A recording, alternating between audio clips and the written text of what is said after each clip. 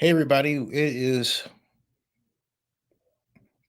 8:32 in the morning and we're waiting for the host to start the webinar in Zoom language, which is another way of saying we're waiting for the host to start the meeting of the Oakland-Alameda County Coliseum Joint Powers Authority. I hope you're well. It's Friday the 20th. Excuse me while I tweet this out. And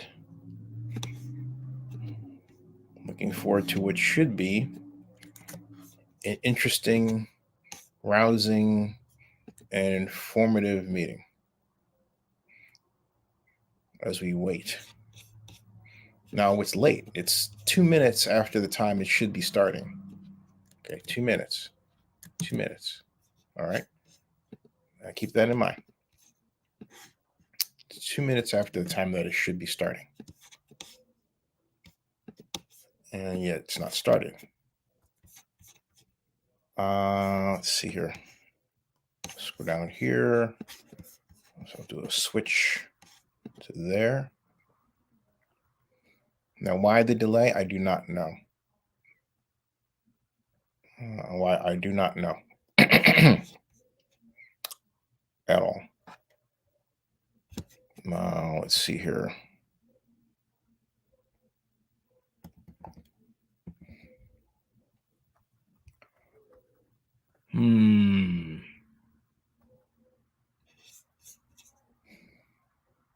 All right, so we've made that switch. And go here and make this switch.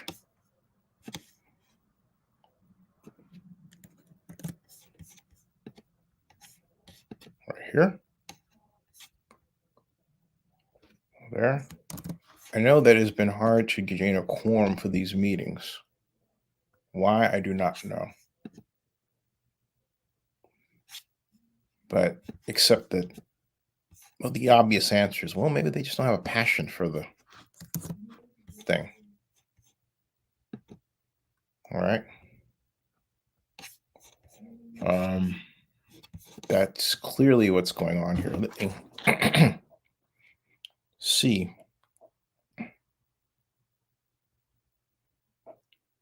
Okay,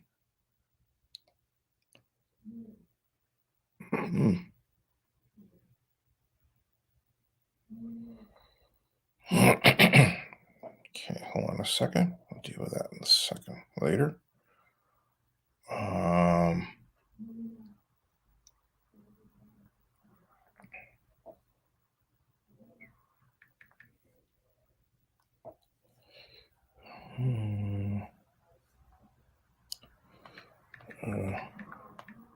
I'm asking Rebecca Kaplan, are we starting? Because I'm waiting for the host to start the webinar, as they say.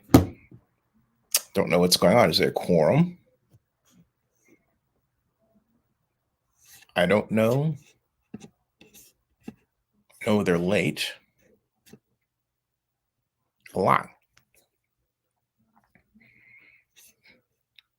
Last time we went through the meeting process, they were in the room. They hadn't set the Zoom up. They set the Zoom up. They didn't even have the music going in the background. It was all quiet. And it took them a good 14 minutes to start. Be after and beyond the notice start time. So the JPA has had some issues in just getting started.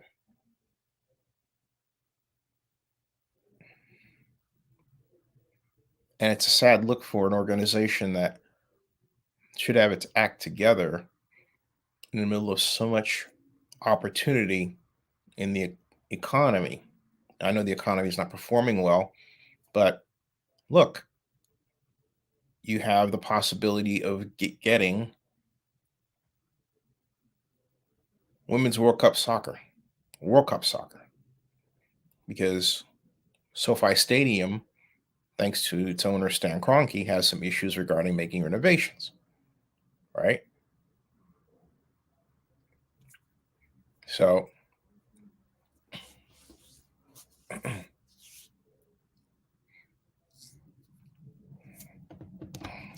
Houston, we have a problem.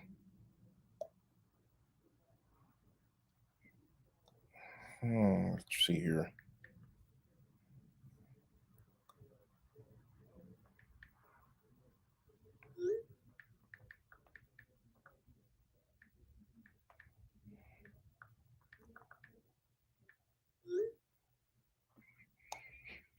We're now 7 minutes late. Let me see what's going on here.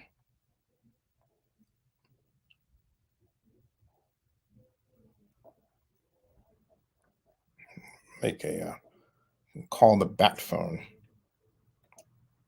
Excuse me.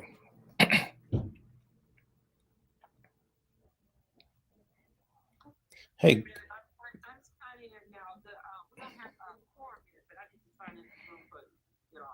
Oh, okay. Anything I can do? Okay. Okay, see. Yep, they are getting started. They're going to start the Zoom now.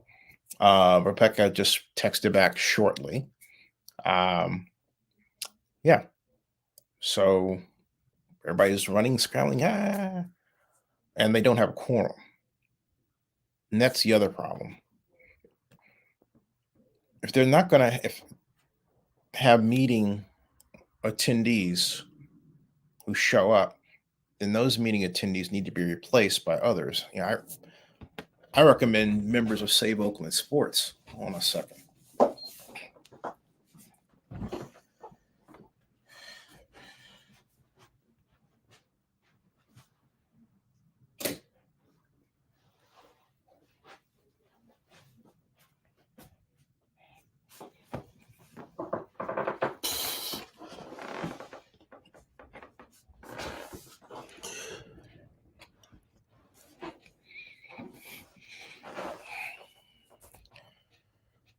It's now 9 minutes late.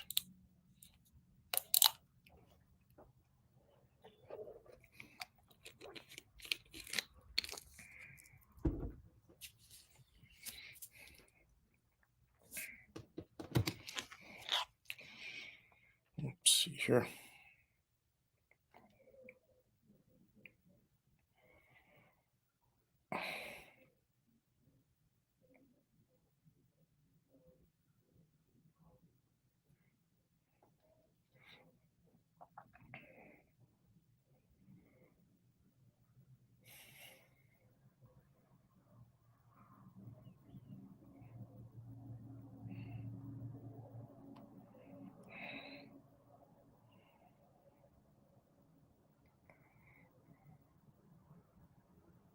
Here we go. So there's Henry. I'm sorry, let me line this up for everybody because they are here. Stop that screen. Share this screen.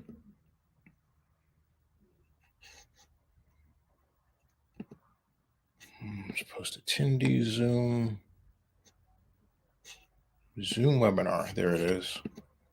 So there it is, folks. There's your Zoom webinar, as it's called. Oh, hold on a second. Whoops. I gotta put that on mute because they've got their music going. Audio settings. Let me see here. I want the output volume at 0. Wait a minute. I'm gonna put this up here. I gotta get to know you. Way. Would you probably say one? I'm right here, baby. I'll get to know you. So that music should not be.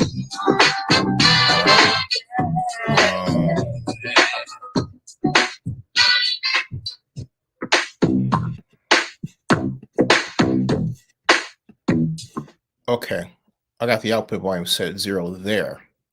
All right. You can hear me, but I don't want the output volume. I don't want the music on my my live stream. Okay. Because then it's a copyright claim. All right. Nate Miley just texted me back. There's Nate, no quorum yet. So, wow.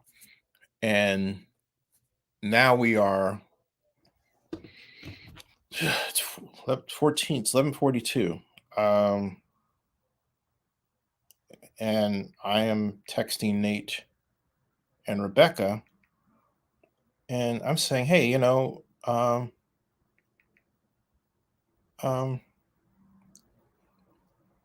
we should have people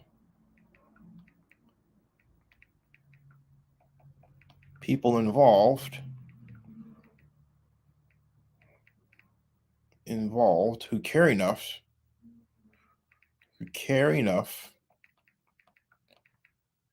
to show up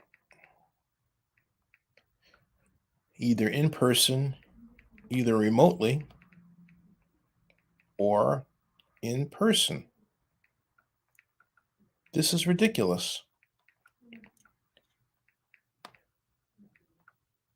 Who cares about the Coliseum, right?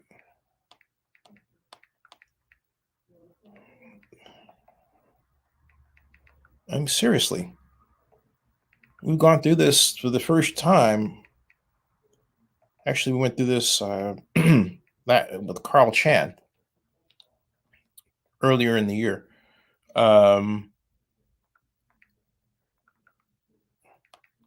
Who was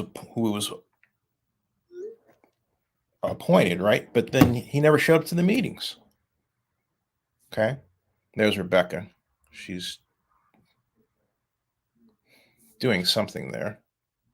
And I haven't turned up Zoom, so I don't know that she's doing that. Let me see if she's cut the music off or down. Check the audio settings here. Nope, she hasn't. She just changed the music. All right, that's all.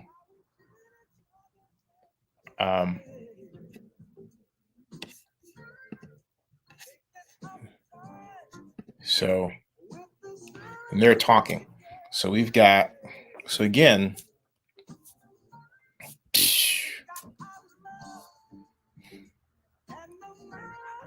this is ridiculous. This is now 11:44.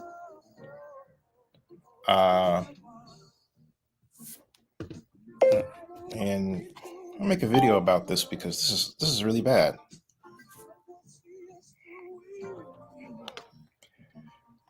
Good morning, everybody. Here I am, virtually in the Coliseum Joint Powers Authority meeting, virtually, and yet it is 11:45. We're supposed to start at 11:30. There is still no quorum. Now everyone is just showing up. All right. This could be done also virtually, but this has become a norm, and it's indicative of how little, in my opinion, the people involved with the organization care about the Coliseum as a multi-billion-dollar facility. Gotta straighten this out. Subscribe to Zenny62 on YouTube.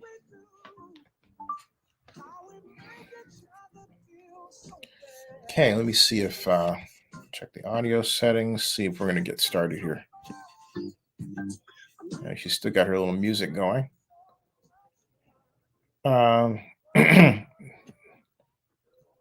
Now here comes Jenkins. Okay.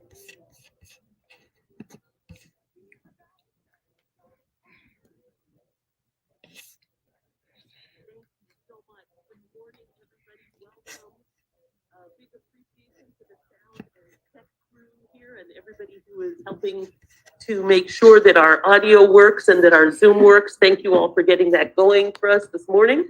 Okay. It is a pleasure to once again get to open our meeting of the Oakland-Alameda County Coliseum Authority Board. And thank you so much to my colleagues for getting here this morning. As we do, I recognize, have early morning meetings, but we're doing important work to serve our community. So appreciate you all being here. And with that, I will allow for us to be called to order. And And we do have some members on Zoom, just to clarify. Thank you. Welcome to the meeting of the Oakland-Alameda County Coliseum Authority, Friday, October 2023. It is 8:47 a.m. If members of the public would like to speak on items, when the time to address items is on the agenda is announced, you will be prompted to raise your hand so that we may see the number of speakers in the queue. We will note the last name in the container before we take comments. The host will call the identifiers of each raised hand one by one to allow comment. Please do not raise your hand before the invitation to speak. The host will lower the hands of those who raised their hands before the invitation. All members of the public at the time of the announcement will have the opportunity to comment on the agenda items. Members of the public will also have the opportunity to comment on items not on the agenda during open forum. During roll call, for those who are remote, to limit background noise, please remain muted until your name is called, unmute to respond, then remute immediately after response. Thank you. On to roll call. For today's meeting, please respond present when your name is called. Commissioner Baker is excused. Commissioner Halbert. Present. Thank you. Commissioner Iglesias is excused. Commissioner Jenkins. Present. Good morning. Good morning. Thank you. Commissioner Thompson is excused. Commissioner Vukasin. Present. Thank you. Vice Chair Miley. I'm here. Thank you. And Chair Kaplan. Here, good morning. Good morning. That is 5 present. We have a quorum. Thank you. And having confirmed that we do now have quorum, I want to thank all of you for joining us. And in order to ensure that action items needing a quorum vote can take place, we're going to take things out of order. So thank you, Mr. Gardner, for your diligent and rapid work for item 6. Oh, I apologize. Chuck Baker says the link is not working. Can we resend the link to Chuck Baker? Do you have that, Dr. Roseman? Yes, I'll make sure you Resend it. Okay, we will resend. Great, thank you. So, Mr. Gardner, we would go to item 6 first, as we discussed. I'm sorry, I will let Director Roseman call in the item for the record. Item number 6, new business, resolution assigning the budget surplus for fiscal year 22-23 of the Oakland-Alameda County Coliseum Authority to the contribution of the City of Oakland and the County of Alameda for fiscal year 23-24 in the amount of $10 million. Thank you. Thank you, Madam Chair. As we previously reported, we expected at the close of the last fiscal year, June 30th, that there would be a surplus from that budget. I had hoped that we would end the year on a strong note, and we did more than that. This was truly a banner performance. I was concerned, as many of us were, that when we had to close the facilities because of COVID, that we would be limping along for some time before we could get back to strong performance. Fortunately, that was not the case. Somewhat immediately, when we reopened, we had started very robust activity, and that has continued, and we saw that last fiscal year. A couple of sentences by way of background about these contributions. The city and the county agreed in 1995 to subsidize the operations of the Coliseum Authority, but with the expectation that that would be rarely required, except for maybe the first few years. Unfortunately, that did not unfold that way. And for 27 years, the city and the county, from their respective general funds, have subsidized the operation, and that subsidy goes to the debt service. And that has averaged $10 to $12 million each for 27 years.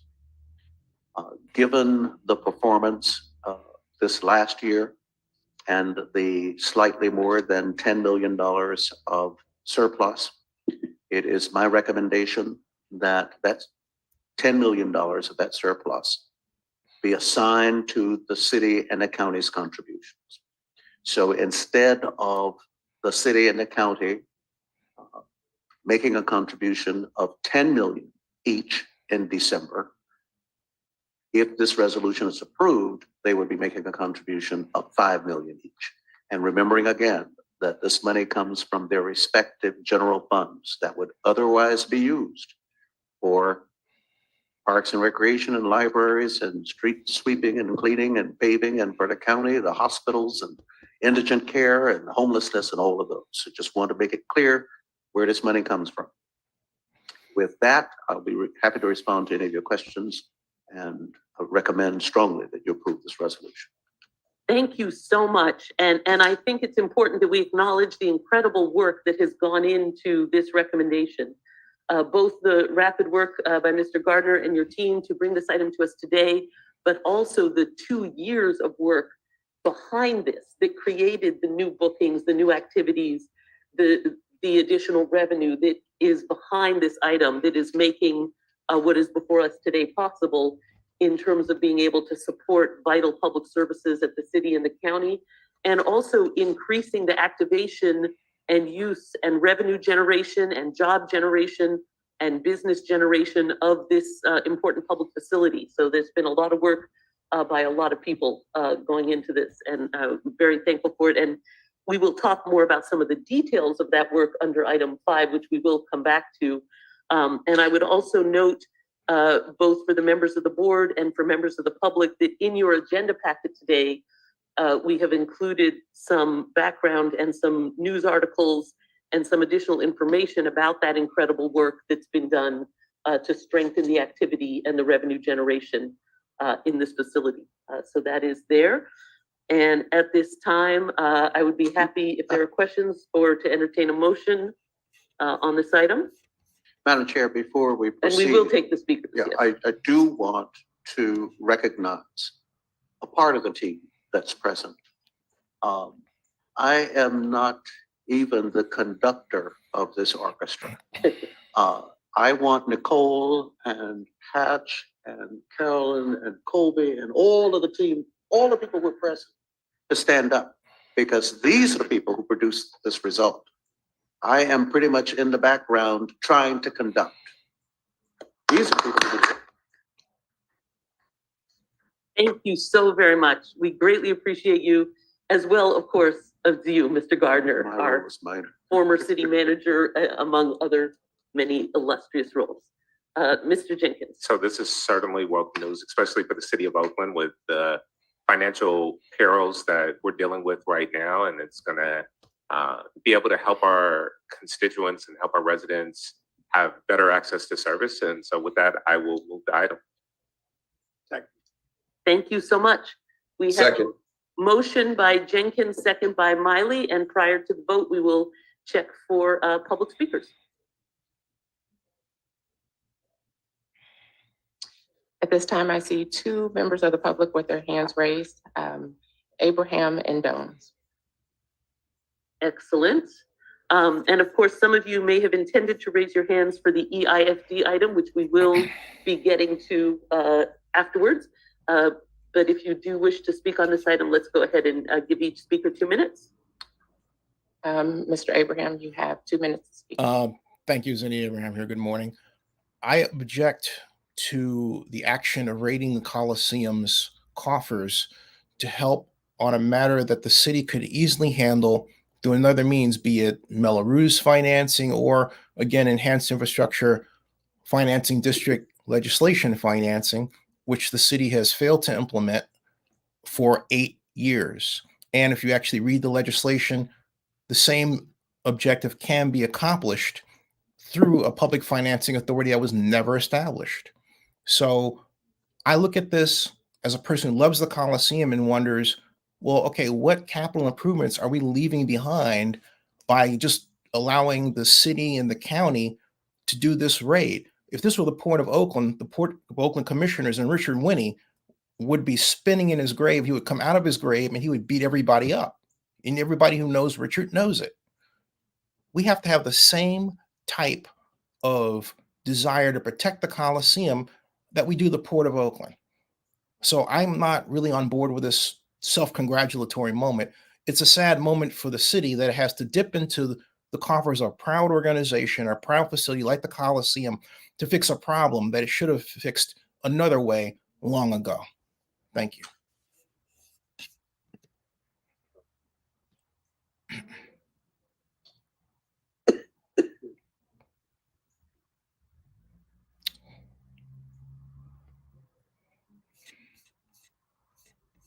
At this moment, there are no additional members of the public, but there is a commissioner with the hand raised. Okay, let's allow the commissioner to speak. No, I just wanted to echo the comments that it's all about the people. Mr. Gardner, you're doing a great job. And as always, a good leader. Thanks. The rest of the team and Nicole and her team are doing a great job. As I scan through the backup material, the events that have been brought in are amazing. More to come, I know. And just keep up the good work. Very proud moment. Thank you. Thank you so much. And Commissioner Baker? You're muted. All right, I want to echo Commissioner Halbert's sentiment as well as Executive Director Gardner. This is a transformational moment for the JPA, and couldn't be prouder and understand all the hard work that went behind it. So hats off to everyone that made it happen. Sorry about being late. I did have some trouble getting in and had some stuff going on with my kids, so I apologize, but I'm here. So hopefully you guys can put me in the roll call. But the question I do have is around, what we do with the money, right? And so, Director Gardner, could you just discuss all the options that are available to us, just so that we know what we're weighing in terms of the decision for the use of these funds? What maybe 1, 2, 3 options that were considered or are considered. If that would be something you could do, that'd be great. Yes, I'd be happy to respond to that. One option would be to retain the surplus and either use it for capital improvements or use it to increase the undesignated reserve funds. The third is to do what is recommended. I would repeat again that the city, well, first of all, we have identified and continue to identify necessary capital improvements on an annual basis and on a future basis. We have identified sufficient revenues for those major capital improvements, both this next year and in the next few years. The biggest of those capital improvements is to replace the midsection of the arena roof. We refinanced the outstanding debt on the stadium approximately 2 years ago, and that resulted in sufficient savings to pay for that capital improvement, which is the biggest capital improvement that we have. Once that project is completed, we will determine whether or not there are any further savings from that to address a couple of other capital improvement needs, but they're not nearly of the magnitude of replacing the arena roof. With respect to the stadium, one of the things that needs to be considered is the future use of that facility. And so major capital improvements that are not urgent for the stadium need to be carefully evaluated, because every proposal I've ever seen for redeveloping the site calls for the stadium eventually to be demolished.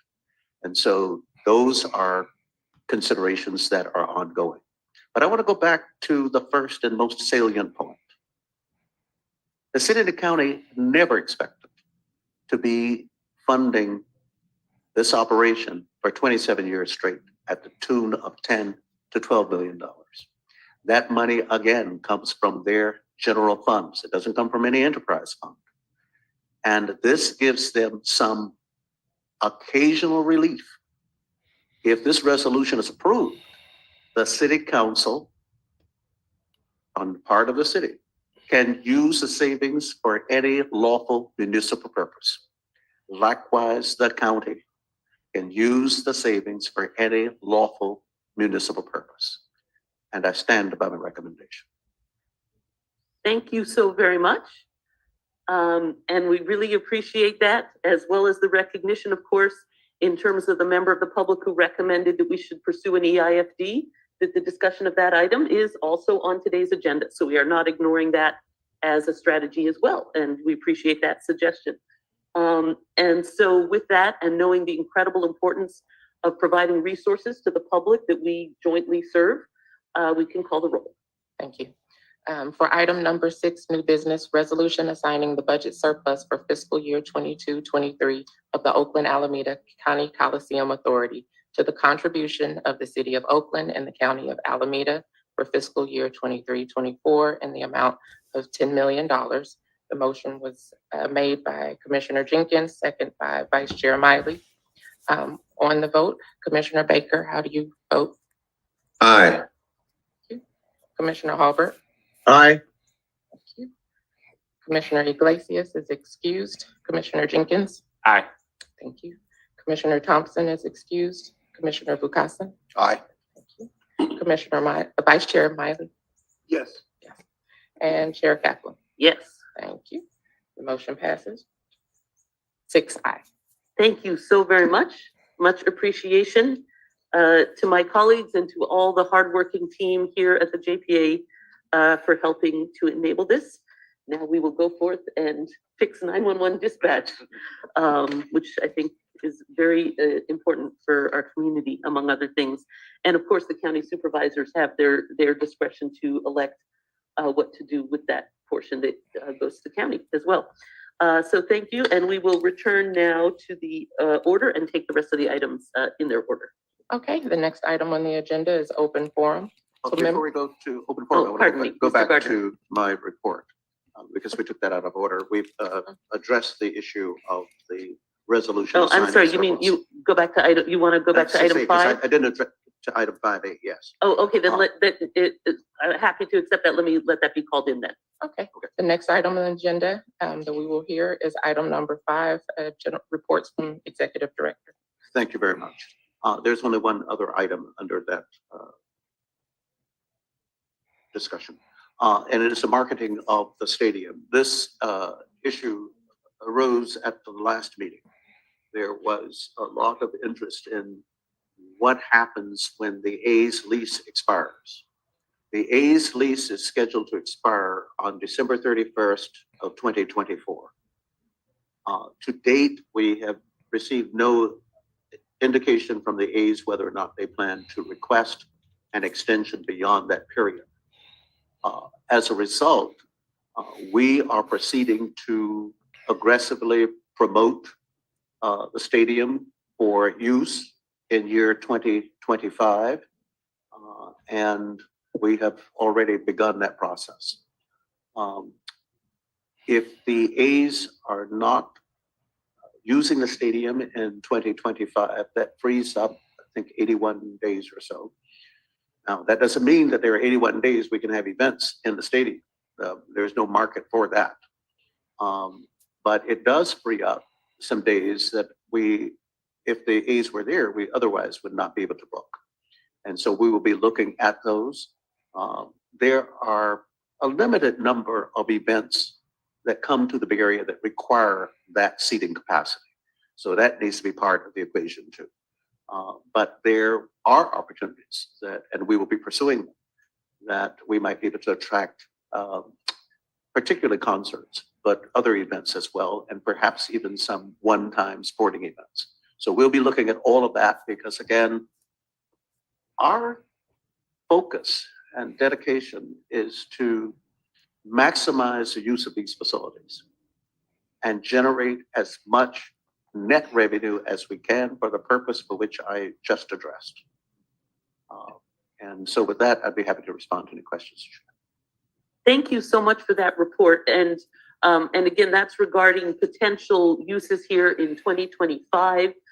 because even as you mentioned, even if a long-term development plan in the more distant future might have this facility be replaced with new buildings, that will not be the case in 2025. In 2025, we will still have this facility. And I think it's incredibly important that we not let it go dark, that we not let it become abandoned blight, and that we activate it and utilize it in the most effective way possible. And thank you also for mentioning potential other sporting events. There may be some interest. We've heard from college football.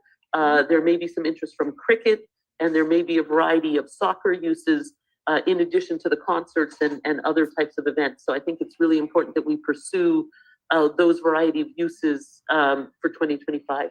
Commissioner Bukhasan. Yeah, correct me if I'm wrong, but I believe the A's pay annually a certain amount of money for basic upkeep of the stadium.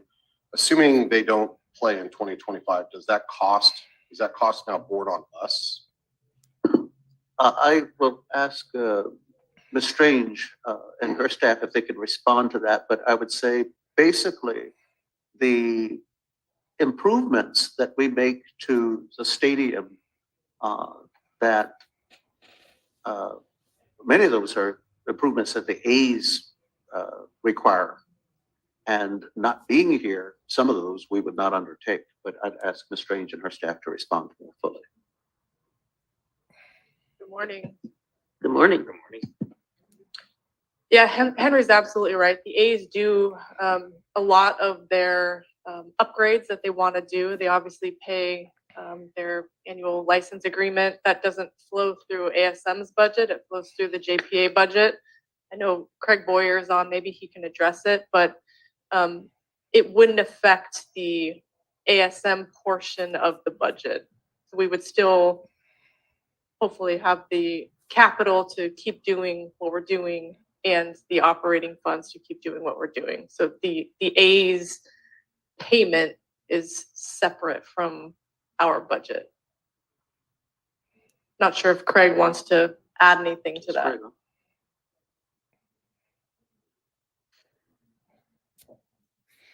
Yeah, I would just say that the A's make a fixed payment to us once a year, and it's $1.25 million, and that's outside of what AEG does for us. Thank you. But I think in terms of the questions of my colleagues of how that would work, I think it's also important to add that the A's under that agreement take all the revenue from the parking payments and the food and beverage. And so as our staff is working on what it would look like for us to self-manage the facility and bring in various activities, that the revenue from parking and from food and beverage would flow into this budget rather than into the A's budget. So even though we would have to then cover the cost of running the facility, we would also get the revenue from those people coming and parking and buying food and drink. And so I think those are all factors as we look to figure out the variety of activities that we could bring in 2025. Commissioner Riley. Yes, thank you. I have a few questions and comment. So, Mr. Gardner, have we reached out to the A's to definitively ask them what their plans are post 2024? I have not done that, and I should tell you what my reasoning for that was.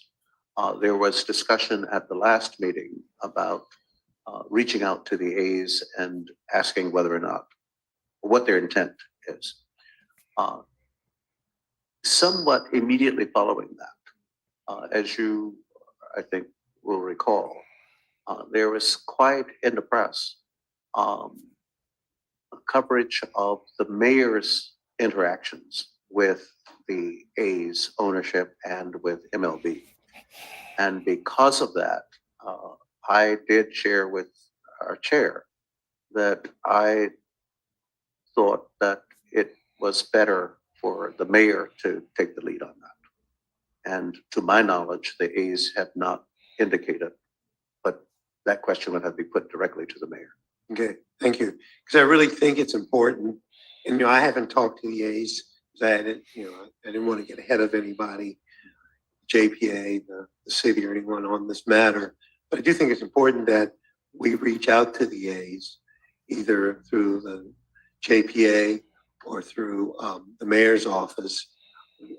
If folks want to delegate that to me as the vice chair of the JPA and president of the board of supervisors, I'd gladly do it, because I just think we have an obligation to at least approach the A's and find out what their intentions are, because I think we need to, let's suppose they are interested in coming back, we need to weigh that with whether or not we want to go ahead with an extension of a new license agreement, and how that might be beneficial to the taxpayers here in the county and the city.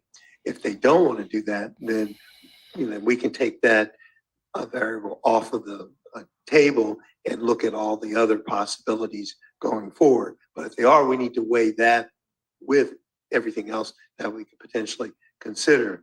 I, for one, I know I'm upset that the A's are leaving. I know Chair Kaplan and I have shared the opinion. I think most people do too. Building a new stadium here would have been the best thing for the A's, but they were looking to go elsewhere in the city of Oakland, and then ultimately decided to go elsewhere outside of the city of Oakland, and they've been doing that that dance for decades. But building a new stadium here would have been the most beneficial for the team, the taxpayers, goodwill, and for everyone else. But we don't control what an independent business decides to do. And I think as a fan of baseball, losing the A's is really heartbreaking. But I have to rise above just being a fan, because I'm an elected public official who has a fiduciary responsibility to the taxpayers here in the county. And I need to look for the best deal possible for the taxpayers of the county. So if we can keep the A's here playing for another few years until their facility is built in Las Vegas, then we should look at that if it's going to be of benefit to the taxpayers here throughout the county and the city. So I just want to put that out. And I just want to also indicate sports. I mean, there's a debate whether or not sports is an economic engine that drives the local economy. There's a debate on that in terms of whether that's indeed the case. But I do know sports brings a lot of goodwill.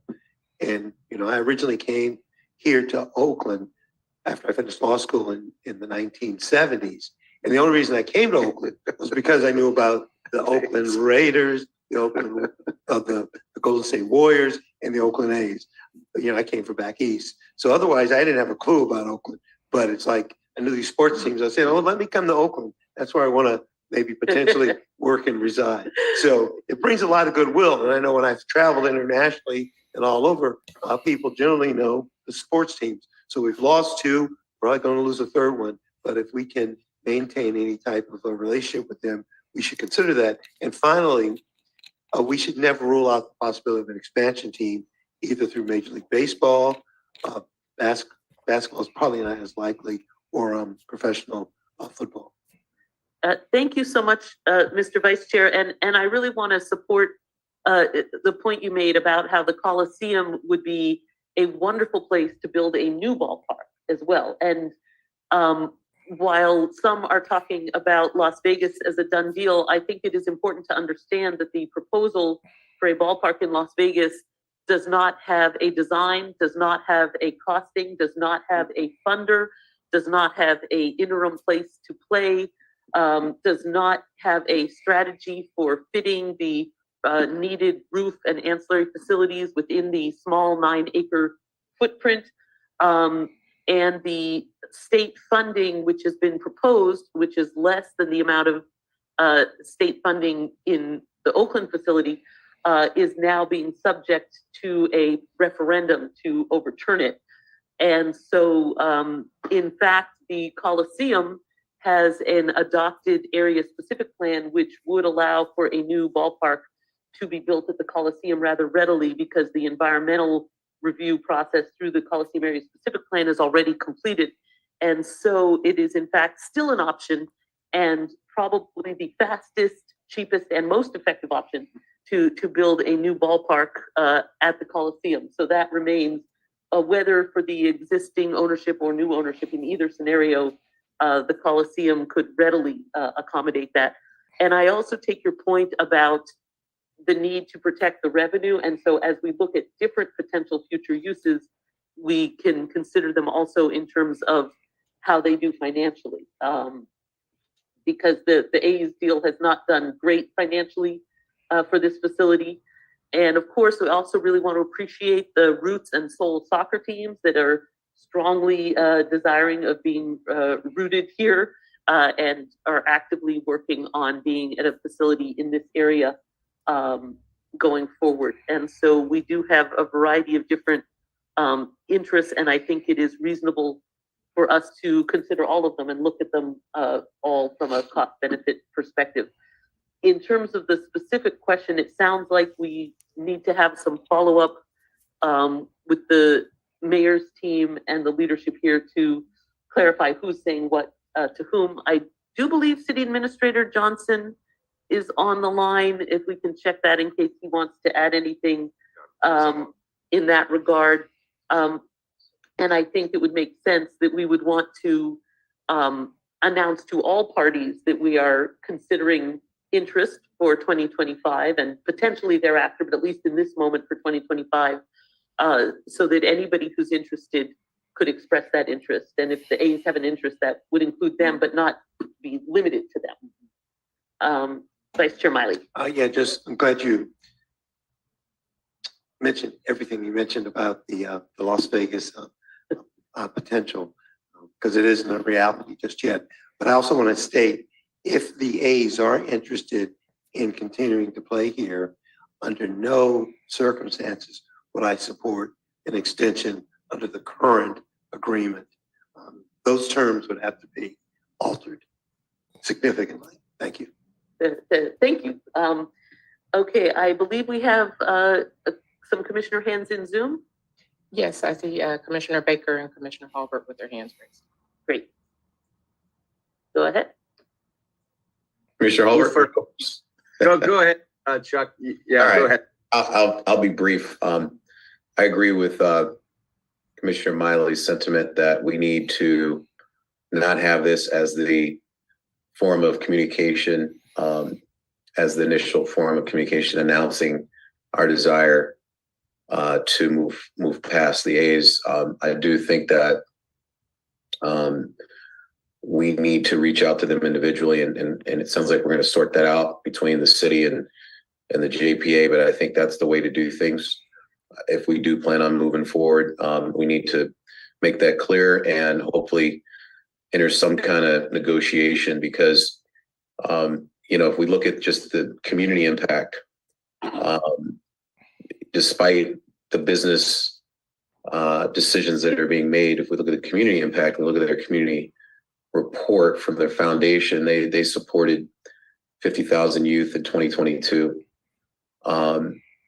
through 1,600 or so organizations and $31 million in donations. And so supported by Kaiser Permanente, Chevron, et cetera.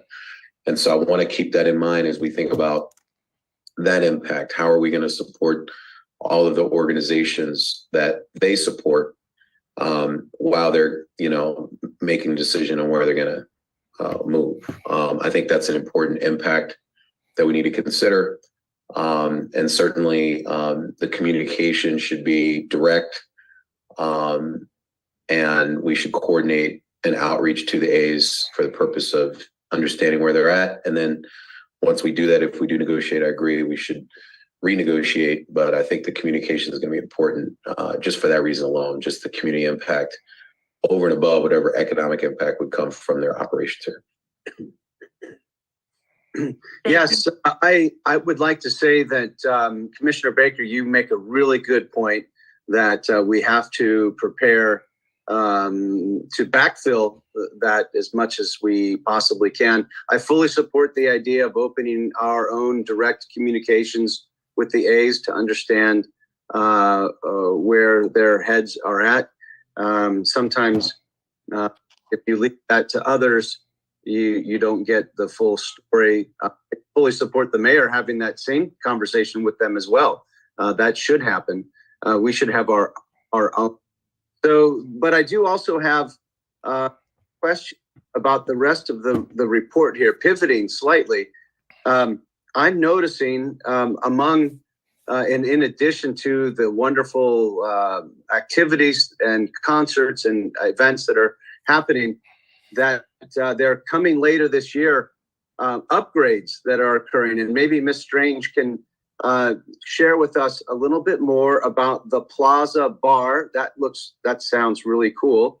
And also this new point of sale software, which will hopefully improve food and beverage purchasing. If we can reduce the line queue wait times, that would be tremendous.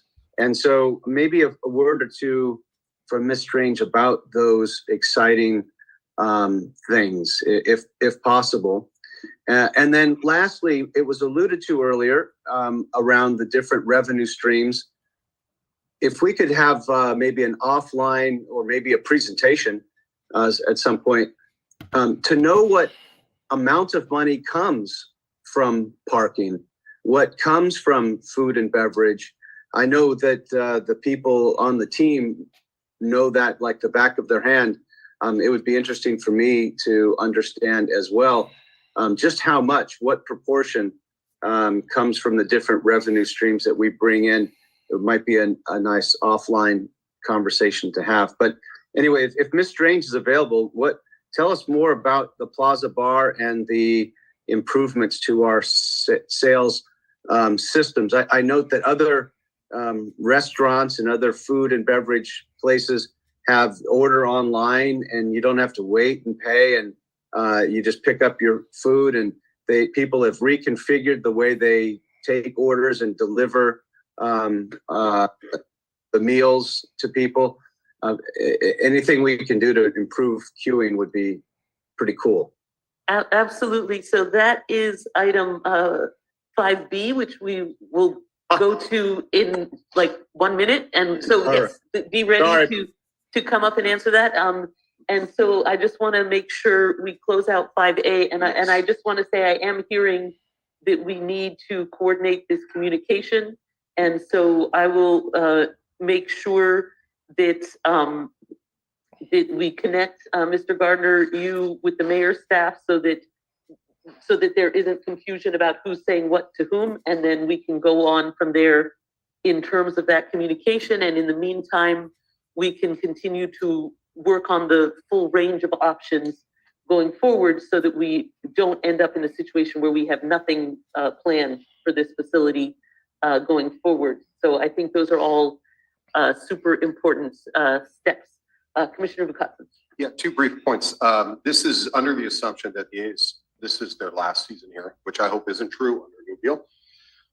But assuming it does occur, number one, I think it'd be beneficial for us to identify the moves we would want to make pretty immediately to the stadium. For instance, we want to paint over the A's logo, cover signs. I'm not really sure, but I assume that there's a cost to that. And then secondarily, I would want us, and this isn't for discussion now, to assure that the A's, whatever their commitment is from a maintenance point of view, they follow through with that next season to assure that they don't shirk their responsibility as they know that they're going to be leaving.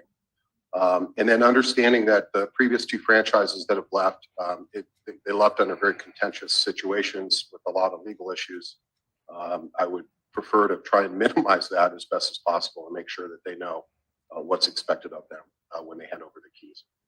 Thank you. Thank you for that. Actually, I think those are very excellent points. And we have received a large number of complaints from members of the public in terms of the A's compliance with their requirements. We've received complaints about entry and exit gates being chained shut, about the food and beverage facilities which they manage being closed. And so I do think it's important that we address those issues as well, even for 2024, right? That locking gates, locking the access from BART, shutting down food and beverage facilities, even while there is huge demand for them, is obviously undermining the jobs and the revenue, and oddly, undermining their own revenue, but also potentially creating an unsafe situation for the public to have gates be locked. And so there's both what are the handoff obligations, but even in the interim, what are the obligations and how are those obligations overseen or enforced? I think is worth discussing. And of course, if there is a request for an extension, those can be addressed as part of that as well. But whether there is or not, to make sure that those are handled. And lastly, I would add that World Cup soccer is coming to California in 2026. And so in 2025, there's likely to be growing interest and excitement and coverage around soccer. And so that is also something we can harness more of here at this facility. And there's something that we're just starting to look into, but don't have anything concrete to say about yet, which is one of the planned facilities for the World Cup 2026 may be falling through. No, it So fell the through. which sites the 2026 World Cup would be played at has already been decided.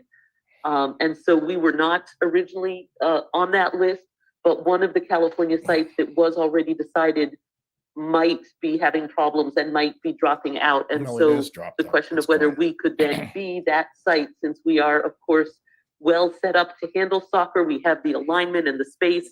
We've done it before with great success. So that is something we've begun to research, but we don't yet have any answers on that, but wanted to share that that's something to look into. Mr. Gardner, did you want to add anything? No, I think that those are all valid points and ones that we will be focused on. Before we leave the discussion though about reaching out to the A's, I just want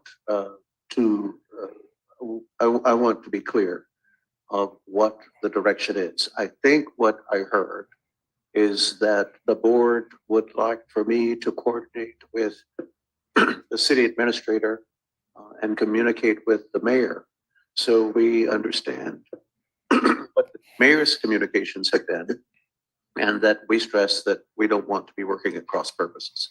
But I think I also heard that the board's interest and direction is that, having had that clarification, that we separately reach out to the A's to find out what their interest is. Is that where we are?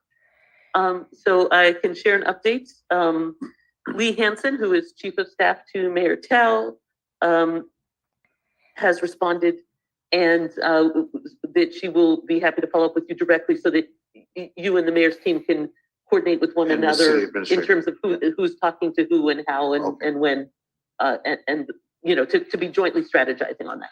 And I And just, I'll make sure Yeah. that you have the direct phone number so that, you all can plan that together. and I do want to be clear that most of you have known me for a long time. There is no hesitancy or intimidation. You can ask Dave Cavill about my reaching out to him to find out what the interest is. I just want to make sure we're stumbling over each other as we do this. Exactly. Okay, thank you all so much. Commissioner Baker.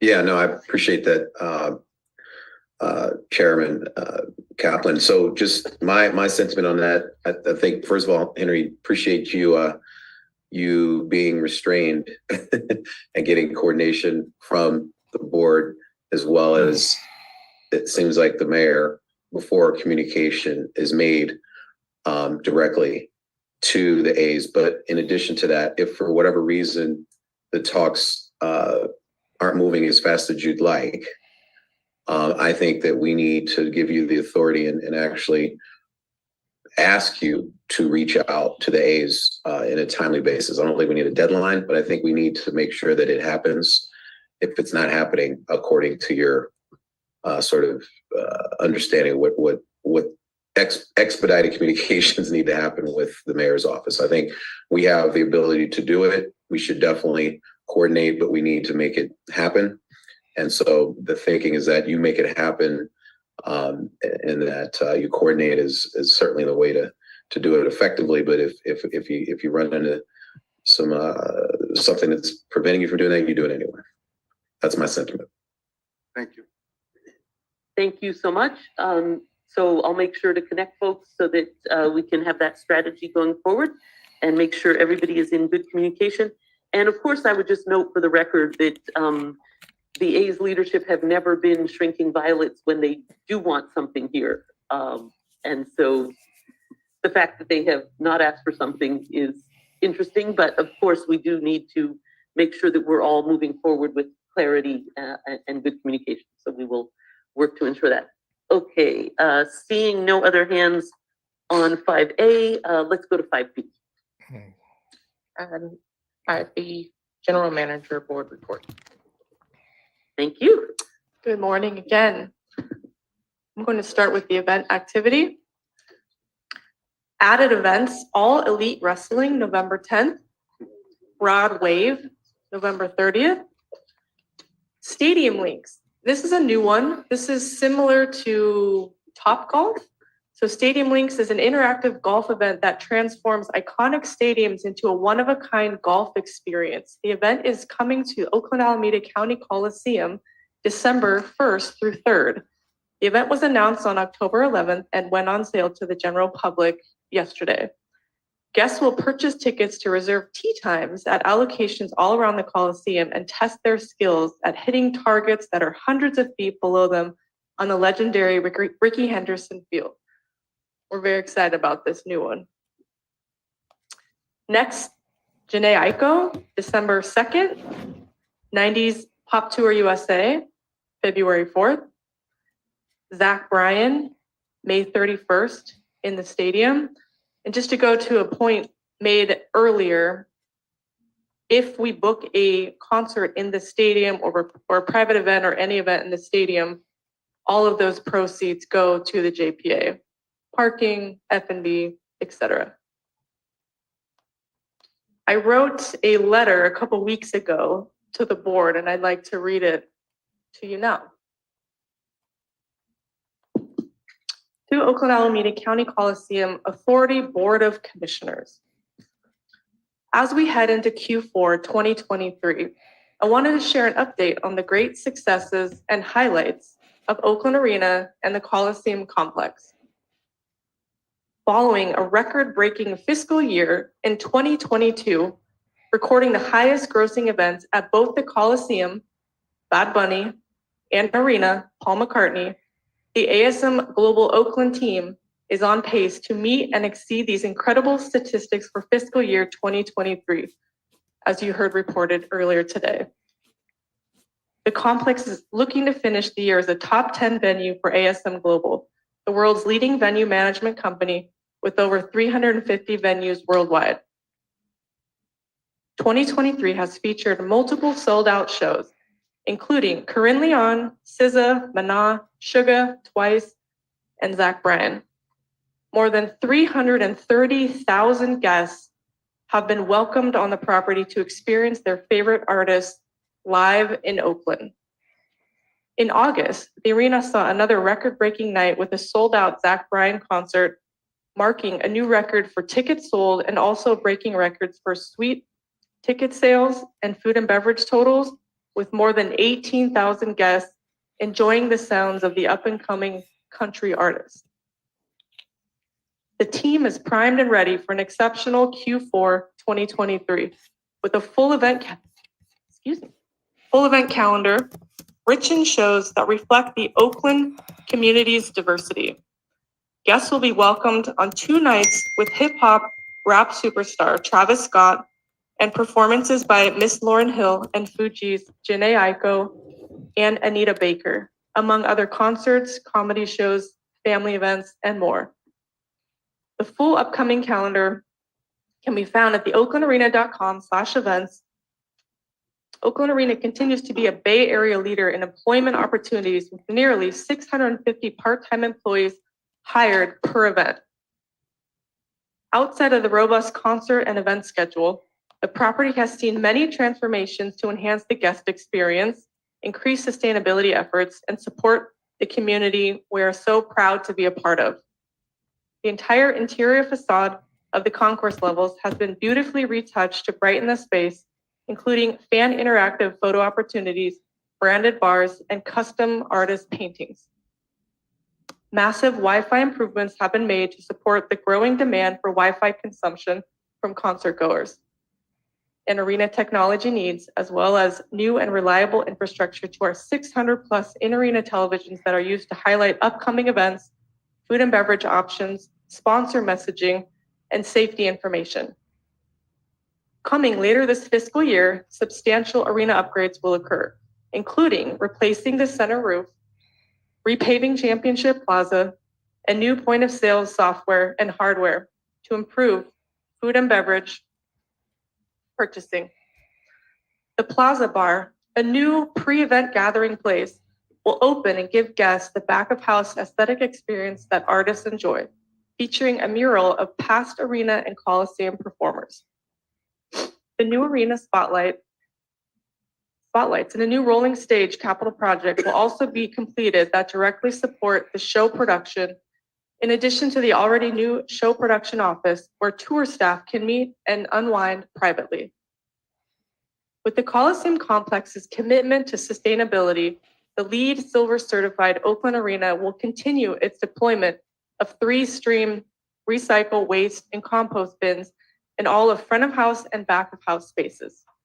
Since the start of 2023, the venue has diverted more than 16 tons of composted material and 119 tons of recycled material. In water conservation efforts, the arena has been retrofitted with water-efficient faucets, and landscaping efforts of planting drought-resistant plants and replacing sod with mulch have saved 385,000 gallons of water. Through the work of the AEG Oakland Community Foundation, the Oakland team continues to partner with local agencies to support communities most in need in our surrounding neighborhoods. Earlier this summer, we co-hosted the 9th annual Safe Kids Day, where 235 booster car seats and 500 helmets were distributed to local families. And 50 community partner organizations joined to interact with guests and highlight the importance of injury prevention and health education. Later this month, we will host more than 200 students for a safe trick-or-treating Halloween event and are planning a college prep course for early 2024. Thank you for your partnership as we head into Q4 2023, full speed ahead to deliver a world-class experience for our guests and continue to partner with the Oakland community. I do want to dive a little deeper into Commissioner Haubert's questions. Yes, please do.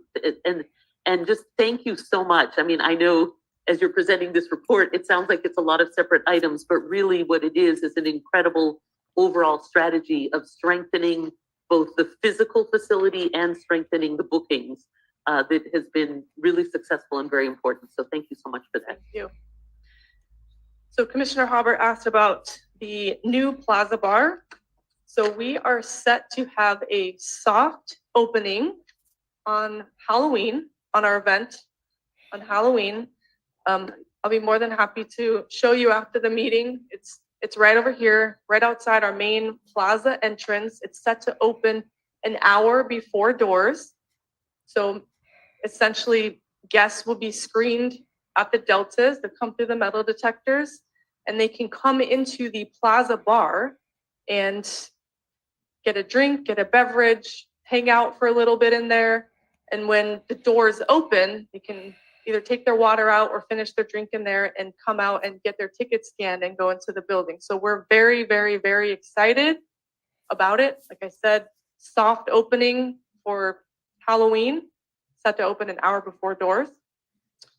Next, Commissioner Haubert asked about the new POS system. So that is looking to be installed in early December and ready by Anita Baker. So the hope and the intention is to speed up transactions. So as people are buying their beverages and food, the transaction speeds up. The hardware is newer and faster. The software and the reporting is newer and faster. The idea is the throughput gets a lot better than what we currently have. And another thing in the packet is just some top press mentions. It's after my report, if you would like to take a look. Any questions? Thank you. Great so job. much. Thank you. That was Commissioner Halbert. I believe, Mr. Vice Chair Miley. Yes, thank you. I have a questions. First of all, in the memo that was in the board packet, it mentions that the complex is looking to finish the year as a top 10 venue for ASM Global, AGSM Global, world's leading venue management company with over 350 venues worldwide. So when you say top 10 venue, what do you mean by that?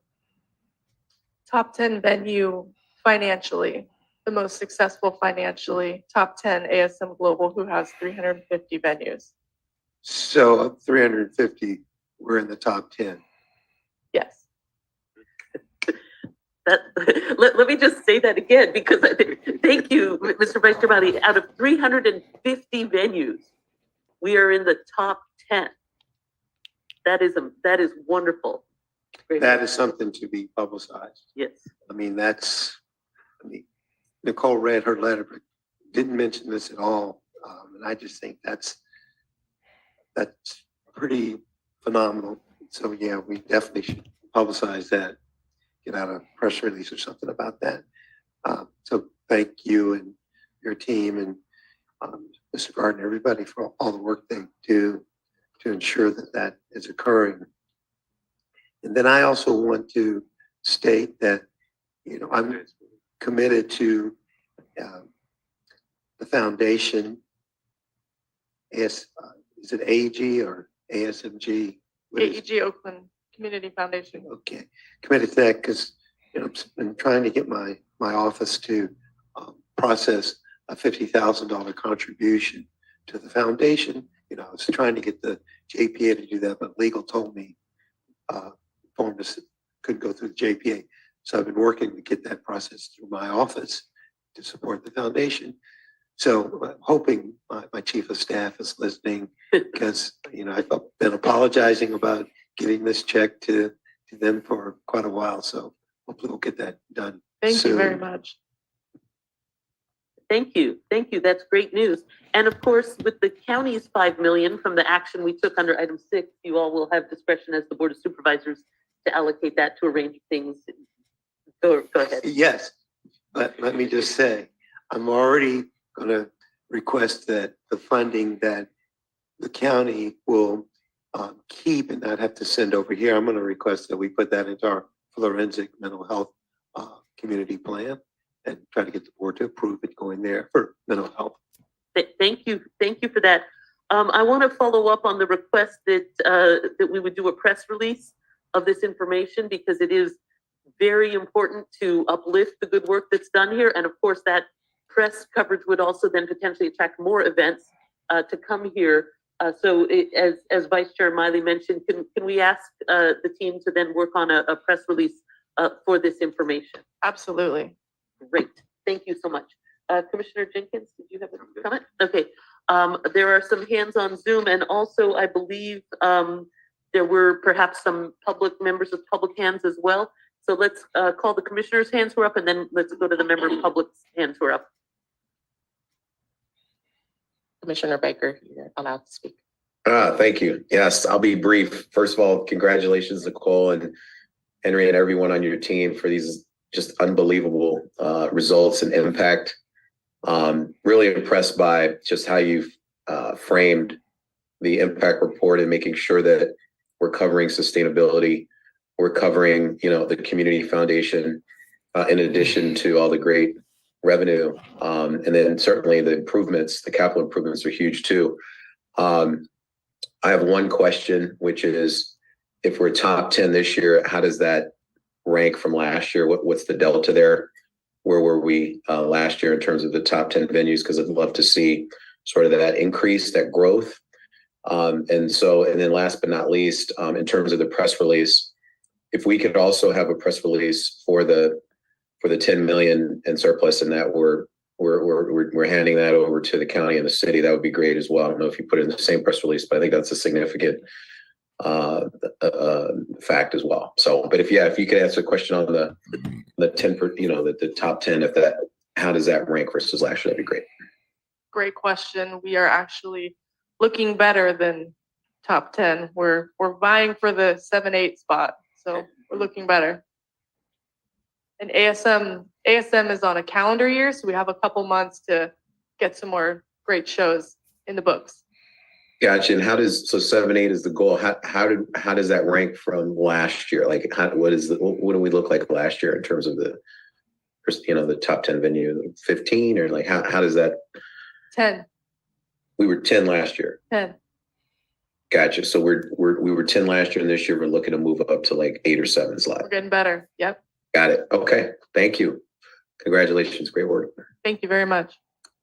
That is awesome. And yes, I agree that the surplus and the use of the surplus for vital public needs is also warrants sharing with the public. So thank you. And I know the folks here will be working on the press item. I believe that is all the commissioners whose hands were up. Let's go to members of the public.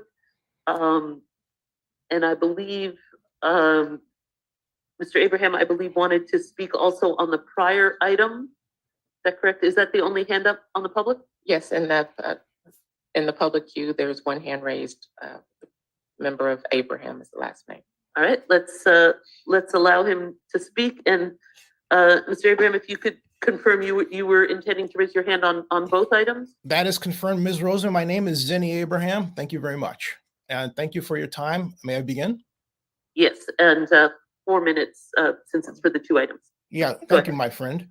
First of all, Ms. Strange, thank you very much for the email, putting Zenny 62 media on it, and thank you for the outreach as called for. That's a wonderful, wonderful job and wonderful improvement.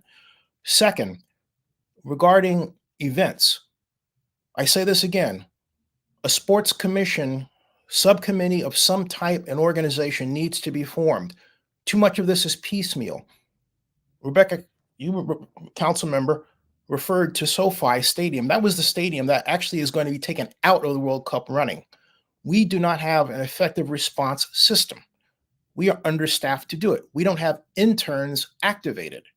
So we need to sit down and have a document that describes the events we can go after in conjunction with ASM that also involve how the hotels would be involved in a plan.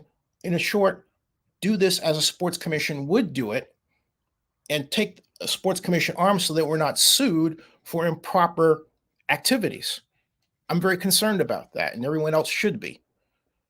And we need to have a book forward, not a discussion, but a plan for the next 5 to 10 years that assumes that this stadium is going to be activated, that's going to be refurbished. Because around the country, people look at the authority and they are reacting to what they see. I just want you to know that this is not inside baseball. People are watching what we as an organization do. And I say we because I'm a fan of the organization of the Coliseum, which gets to my other point. We have unfilled seats. When Ezra, rest in peace, Ezra Poor, assistant city manager, who wrote the enabling documents for the JPA, put it together, it called for 20 business seats. I suggest that of those remaining that are not filled, Save Oakland Sports fill them. We need advocates for what we're doing. We need to take this out of the strictly political realm and make it less piecemeal, because we have a large number of problems that if we don't handle this in a strategic fashion, they're going to come up and bite us on the rear end and let us know that they're there. And we're not going to have a response. So again, we need a sports commission. We need a committee right now to settle on events and how we respond. And with respect to the athletics are gone. Okay. I don't want to go delve deeply into that, but my strong urging is that we plan for the future, not allow the future to plan us, but we plan for the future and we direct it, and we direct our monies and we calculate the amount of money that we need to move forward in these different directions. Get people involved with the hotel community who are on the hotel community, general managers involved too, as well, because it affects them. It explains why a number of sports commissions are in organizations that are convention and visitors bureaus, like Visit Oakland. So we really need a way forward, a plan forward that gives us comfort, as opposed to this piecemeal, call this, do this sort of reactive that we have going on right now. It's not serving us well, and we need to change from it. Indeed, it's been our modus operandi for far too long. Thank you. Thank you. Any other questions or comments on this report? Okay, so we did have the discussion about doing a press release about it, and when that's ready, if you could share that with the board as well as, of course, with the press. Of course. That would be awesome. Thank you, and much appreciation again for the great work that's gone into this. Thank you. Awesome. And I will just flag for our future follow-up the question of a sports commission, and to ask the attorneys to review, and you don't have to answer it today if you can't, but whether this body has the authority to create and appoint a commission of members of the public as an advisory and ancillary body that would work with us, such as in the structure of a sports commission. Chairman Andrea Weddle with the Office of the County Council, Co-General Counsel for the JPA. Not sure if I'm on or not. I believe Mr. Abram is referring to the advisory board that Section 4, subparagraph D of the Joint Powers Agreement allows this body to establish, which can contain up to 20 members. The body would provide advice and recommendations on matters it deems appropriate, the authority relating to the operation of the Coliseum complex. 10 members would be appointed by the City Council, 10 members by the Board of Supervisors, and each advisory board member serves 2-year terms. They receive no compensation or other provisions. That has been in your agreement since 1996, if not sooner. And I believe that is the provision that he's speaking to. It does have the 20 members. Thank you so much. That is super helpful. And so I do think that's something we should follow up on. Obviously, it's not on today's agenda, but that's great to know that that level of detail has already been laid out so that we could work on that under that authority. Commissioner Jenkins. Yeah, and thank you for that. And Yes. for Thank that you. Thank you. Thank you. Following Thank you. Thank up you. on that, Council. It'd be Thank great you. to know what the cost would be for that, the cost to run meetings, the cost for staff, for a potential commission of constituents. Kevin Jenkins is being a It would dirt. obviously depend upon the number of meetings they held and other related issues associated with that. As you know, neither the city nor the county charge the JPA for the services rendered, so those would be expenses incurred by both the city and the county independently. We would have to work with the executive director to ascertain what those Kevin's costs trying to gaslight my Awesome. my Well, you know. let's work to bring that back for the subsequent meeting Thanks, to Orlando. undertake the next steps that would be required in terms of establishing that advisory board. So thank you all for that. Much appreciated. I believe that concludes this item. Are there any other hands raised in the Zoom? No. Okay, and seeing no other hands raised here, let us go to item 7. Item 7, presentation and discussion of the enhanced infrastructure financing district. Thank you so much. This is a follow-up on our initial discussion at our last meeting, as requested by Vice Chair Miley and members of the public. And thank you also, Zenny, who has written about this as well. Yeah, we'll get back to that. Thank you. And so an EIFD could be something that we could do collaboratively with the city and the county that would allow us to fund a variety of important needs and improvements. And so Mr. Gardner has a presentation, so I will allow you to proceed. Thank you, Madam Chair.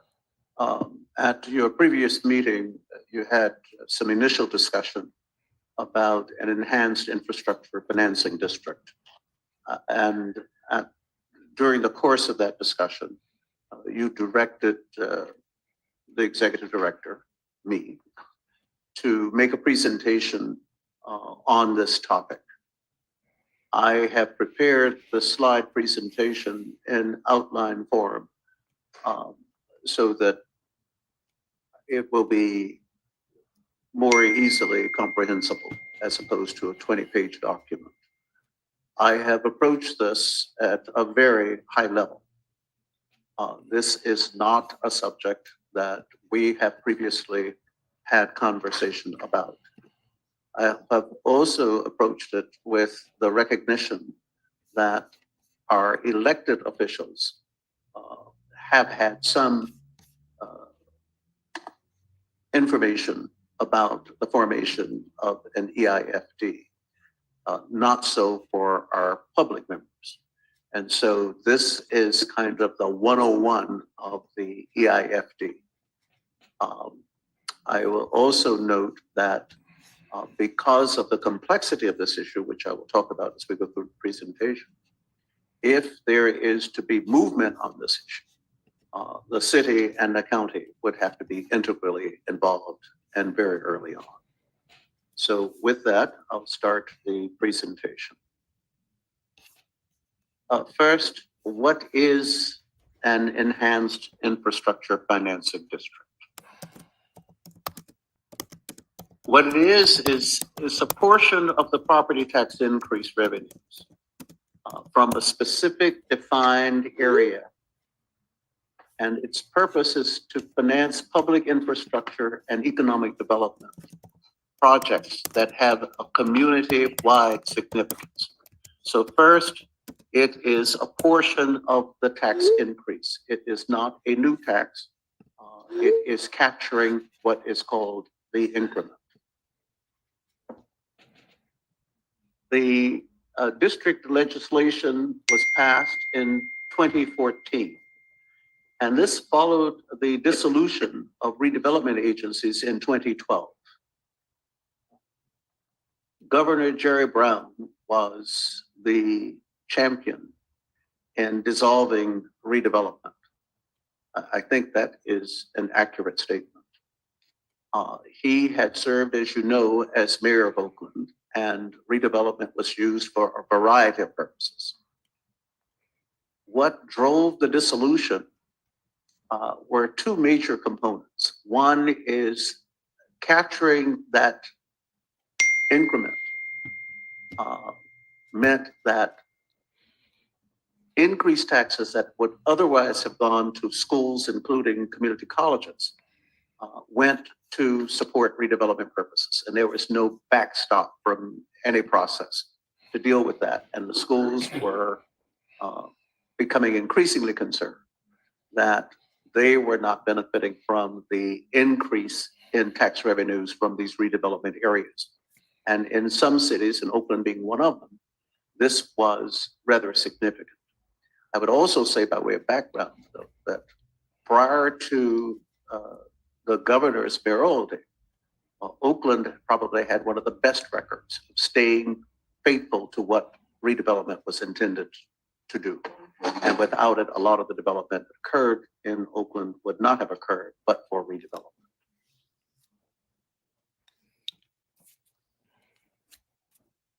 It results in no new taxes. So the property owners in the district boundaries do not notice any difference in their property taxes. They pay the same property taxes they would have paid had there been no EIFD. Again, what happens is the incremental increase is then set aside for the district to undertake the projects that have been defined and approved.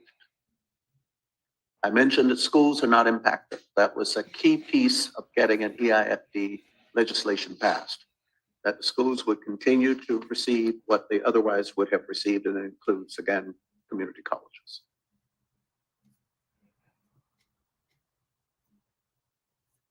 Once the district has been created, one of the first actions is the establishment of the governing board, which is the Public Financing Authority, PFA. That only takes place, and I'll talk about that later, subject to some a very long list of actions that have to be undertaken by the jurisdictions creating the district. The PFA, the authority, will authorize, develop, and implement the infrastructure finance plan called the EIFD. So it has the governing authority to do what is required to move the district projects forward. Typically, the city and the county make up a majority of the membership of the authority. And in most cases, that is the city and the county, because the increment is money that otherwise would have gone to the city and to the county. And so by legislation, they make up a majority of the membership. In many of these districts, the membership tends to be 5. And in that case, and it's not necessary that it be 5. In that case, the city and the county would have, for example, 2 representatives each. And there would be 1 public member. And the reason for that, I think, is fairly obvious. And that is that I have an expression that at the end of the day, it's the city and the county's bacon that we're talking about. And so their representatives would control through the authority what activities are undertaken and how they're to be funded. The authority decides whether or not to sell bonds. They determine that. It's required when you sell bonds that you meet the minimum debt service coverage. The rating agencies are really, really strong about this.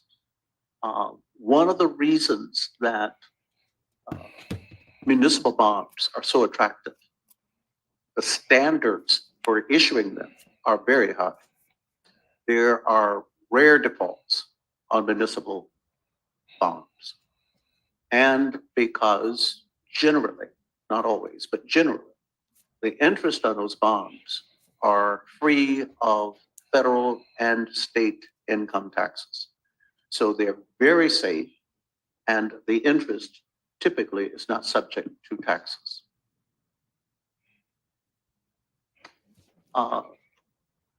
Generally, you may not sell bonds until some development has occurred. And that goes back to the rating agencies. The rating agencies are not going to assign an investment grade rating to your debt unless there is demonstrated evidence that you're going to be able to make the payments. Goes back to the very, very low default rate. It tends to hover around 1%. So the bond buyers have a high degree of confidence based on the rating agencies, rating that they put on these bonds, your ability to effectively sell. This is not a legal requirement when I say you may not sell the bonds, but the analogy that I come to is one that is easily to grasp. To my knowledge, there is no law that says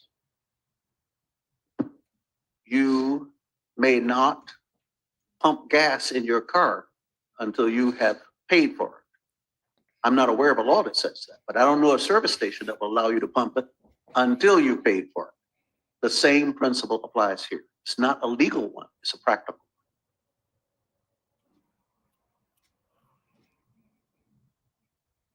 Going back to the rating agencies, what they're going to be looking at is the city's general fund and the county's general fund are not on the hook to pay this debt service, unlike the debt that we're currently paying off.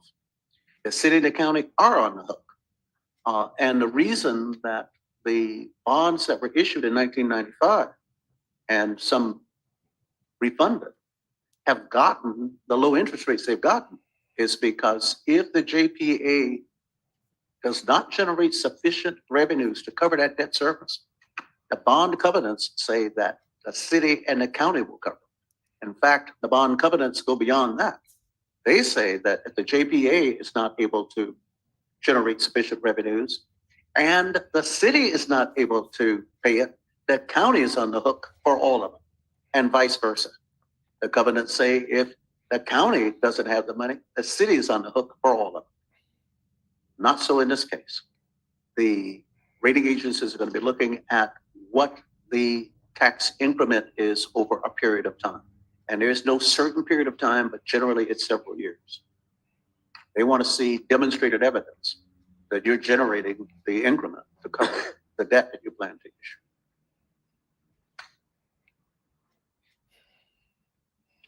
The way this works is there is a baseline tax base. And working with the county assessor, once the boundaries are defined, the evaluation is what is the current baseline for those taxes within the district boundaries. And then what the increment is, it is the amount over time annually that is over and above that. That is capturing the growth on the increment. And that is what is available to the authority to finance the debt to undertake the infrastructure improvements. Another way of thinking of this is once the baseline is established, for the purposes of what then flows to the district, that baseline is frozen. Again, it doesn't affect the property owners. They continue to pay what they would otherwise pay. But that baseline is frozen, and then the incremental growth is what flows to the authority. And then again, over time, you have sufficient revenues to demonstrate to the rating agencies that yes, you are in a strong position to issue the debt to undertake the infrastructure improvements. And again, it generally takes several years to demonstrate that.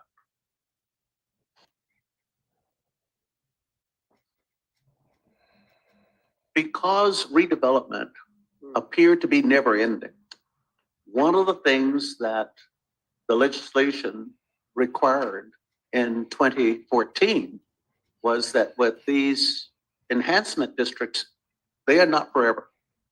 There is a time limit on them. So once you issue the first round of debt, the clock starts, and 45 years after, the district goes away, unless there's some amendments along the way that would extend that. And then at that point, going forward, all of the incremental growth goes back to the city and to the county. There are several projects that are eligible for increment financing, and they are typically streets and roads, and this is illustrative, it's not exhaustive. Typically, they're streets and roads. It can be wastewater and sewer projects. Affordable housing is included, parks and recreation, libraries, hospitals, etc.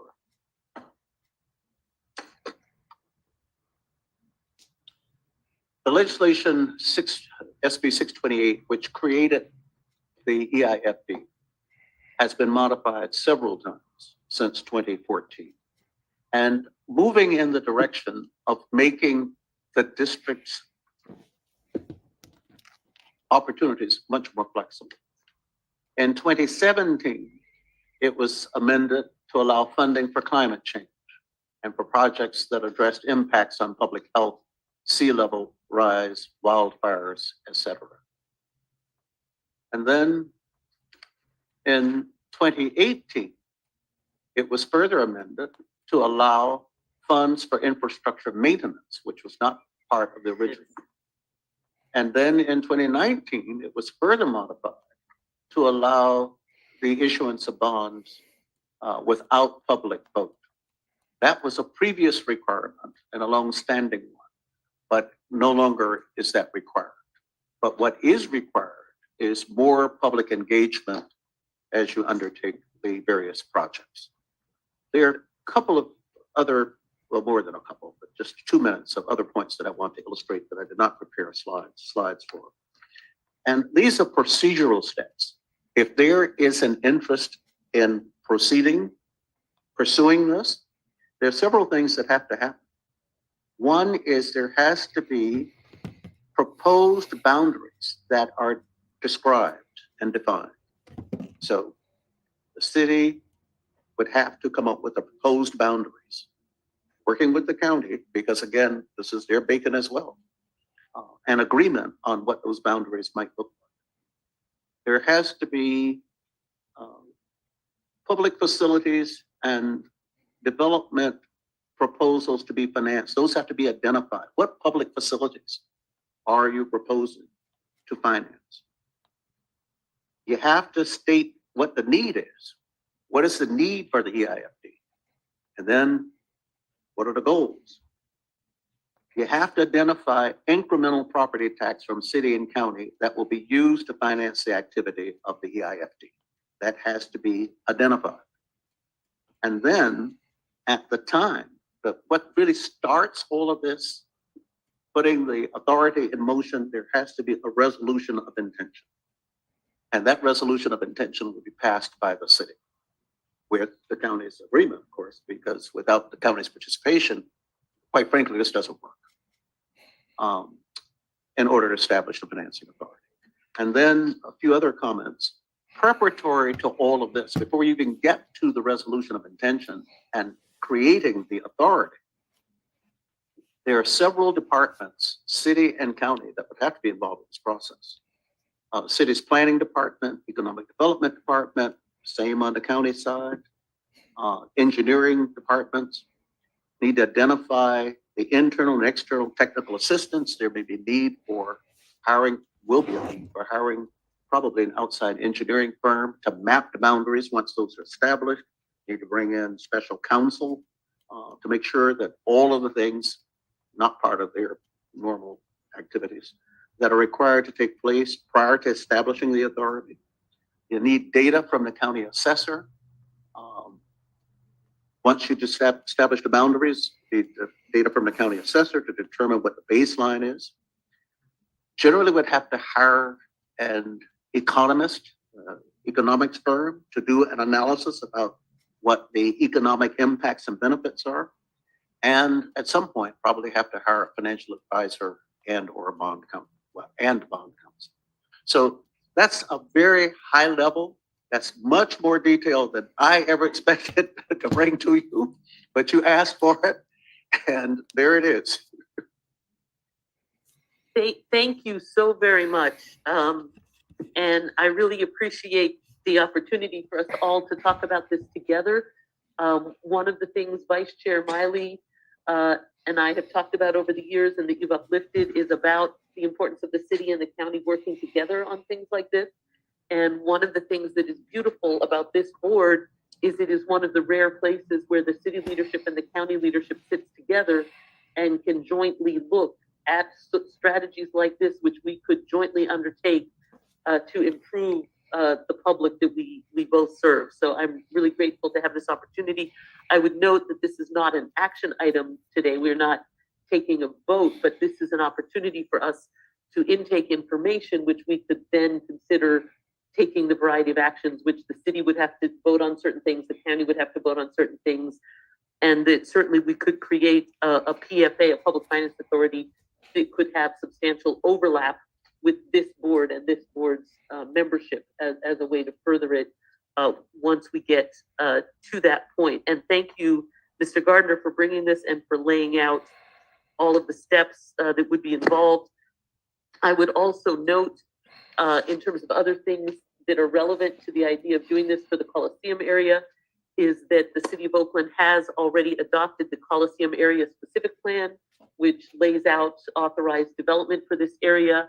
And certainly the Coliseum area specific plan has multiple sub areas within it, but the primary sub area, the first one being not only the JPA property, but the abutting governmentally owned properties along Hagenberger, et cetera, could be part of the area. So we have some mapping that was done for the purpose of the Coliseum Area Specific Plan, and we could utilize some of that mapping to help guide the definitions of the boundaries of such a facility here. And I believe you mentioned you would need a resolution of intention by the city, but you would also need a vote of the county Board of Supervisors to Absolutely. participate as well. So in order to do this, each of us need to have items go back to our respective bodies to create that authorization. And then the other thing that we're sharing, of course, is that the city has undertaken an effort in partnership with the African American Sports and Entertainment Group, AASEG, to work on the long-term development of this facility, which is also one of the elements that can help inform and advance this effort as well. And finally, I think it's also important to note that this is a transit-oriented development area because of being on a BART station, being within an Alameda County designated priority development area. Those also, as I've heard, give extra consideration to this as a potential location because of being a transit-oriented development. I do believe we have some public speakers on this, and I'll let the vice chair weigh in at this point as well. Yeah, I just want to ask a couple of questions. Appreciate the high-level overview. So if we wanted to pursue this is a basic question. If we wanted to pursue this, what would be the process? Would the JPA have to take an action requesting the city and county to move forward with considering an enhanced infrastructure financing district? Do we have the authority to do it ourselves?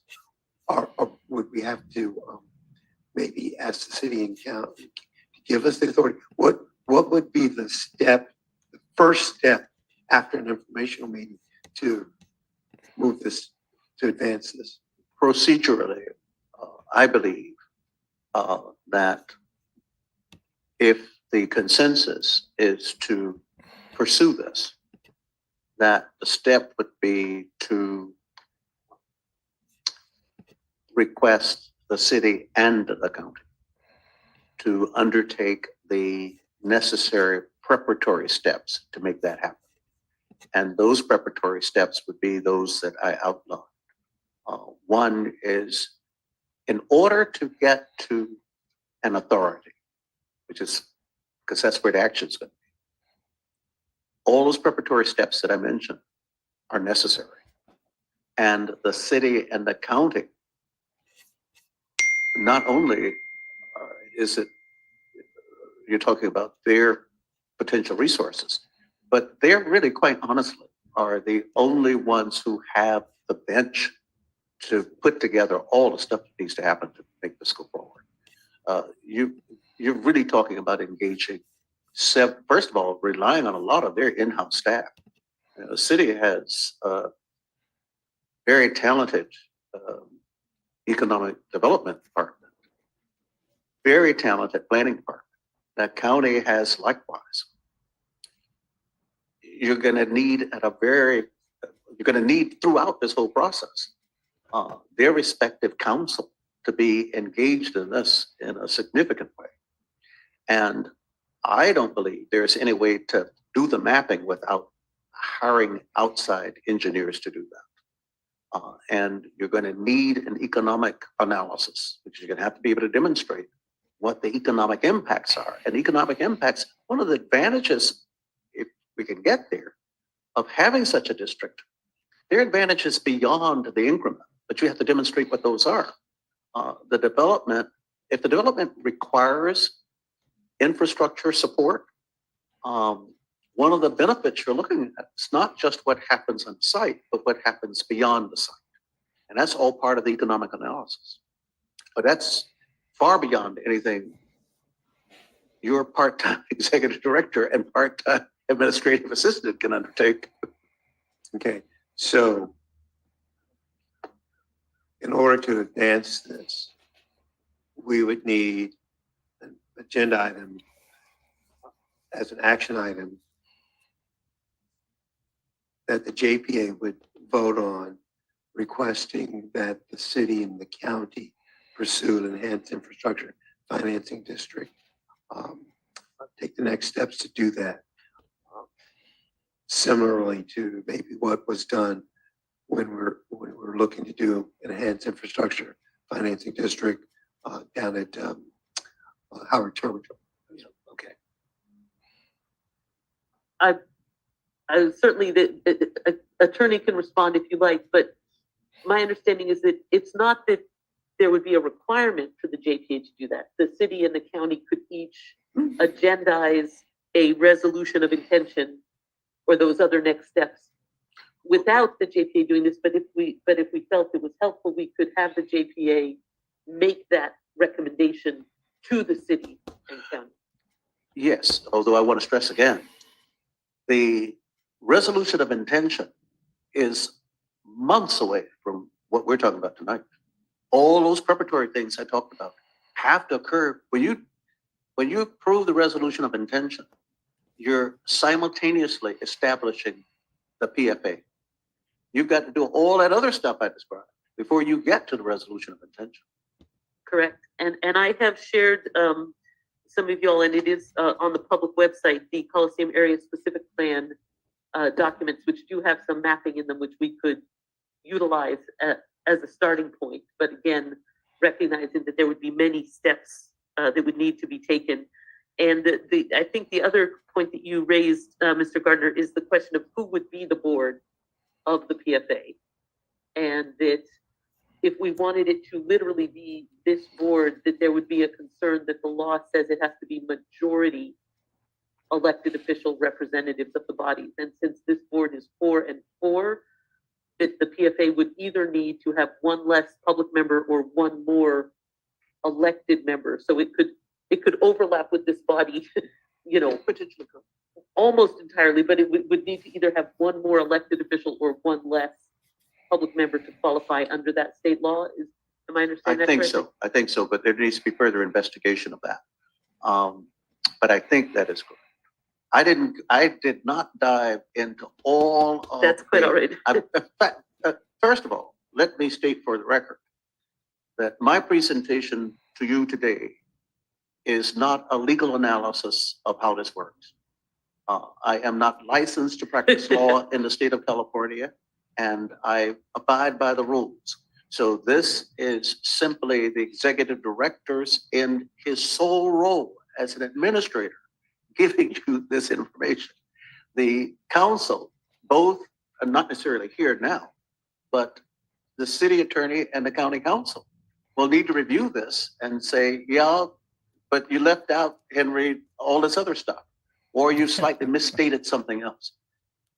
The purpose today was to do this at the 101 level.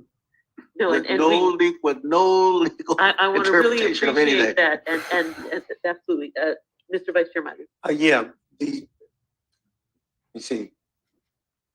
The reason I was hoping that, obviously I understand this, the JPA doesn't have to take an action on this. The city and county can take it up on their own. But from my perspective, at least as a county supervisor, we have a lot on our plate. And I don't think the county is going to pursue this outside of a request coming from this body, as the chair pointed out, that's composed of both entities, as well as other members, short of a request. And I think a request coming from this body would be significant and have weight, just because we are all here and we are trying to figure out what we want to do with the Coliseum area. We're very invested in that.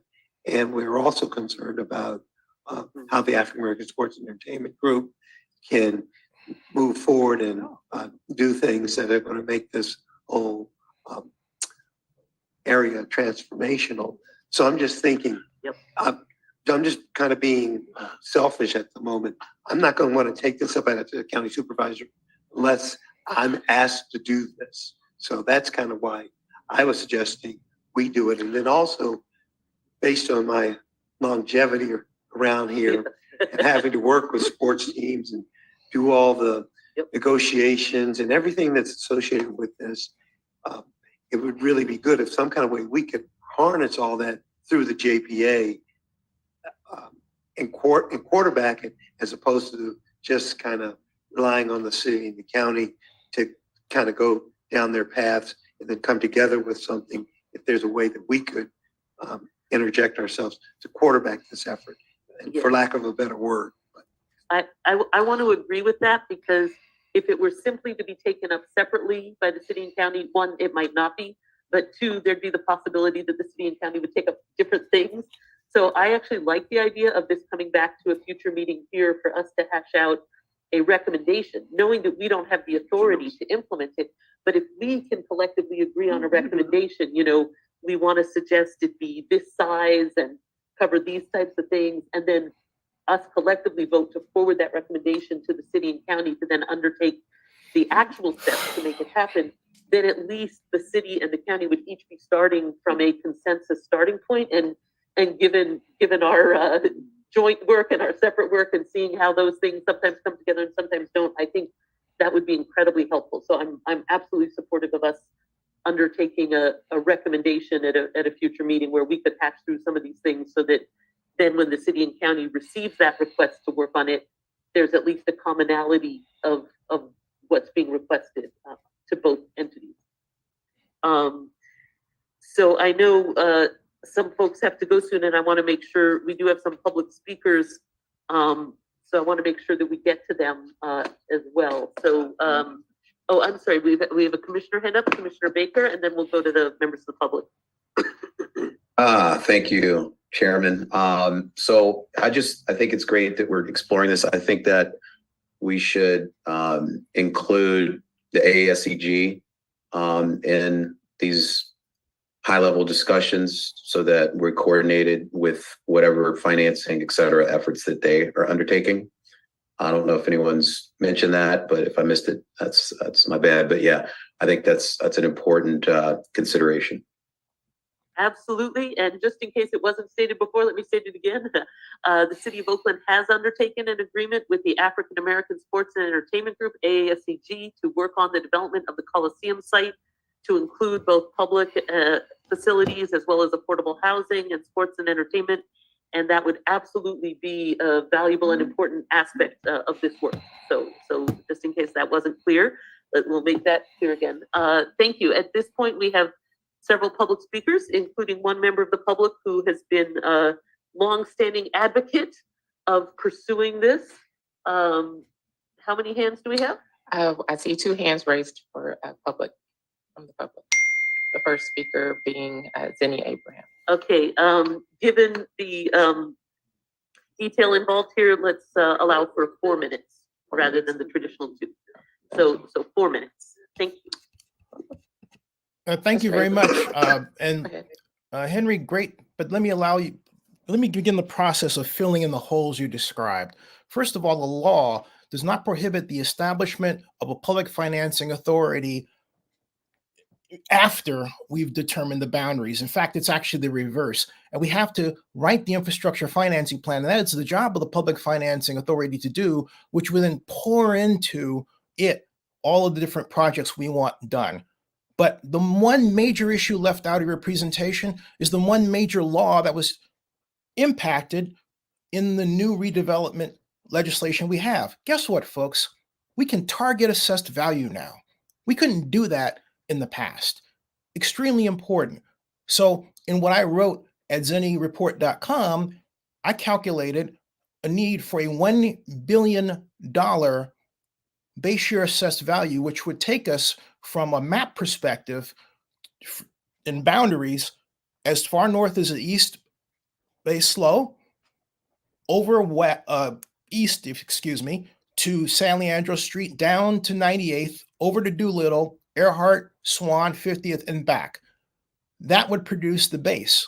But think about it. The law does not prohibit, once the Public Financing Authority is created and once we receive the transfer of approval from the city and the county there, the collection of the increment. That's really important because part of that can be used to staff the efforts on a pay-go until we are ready to float the bond issue.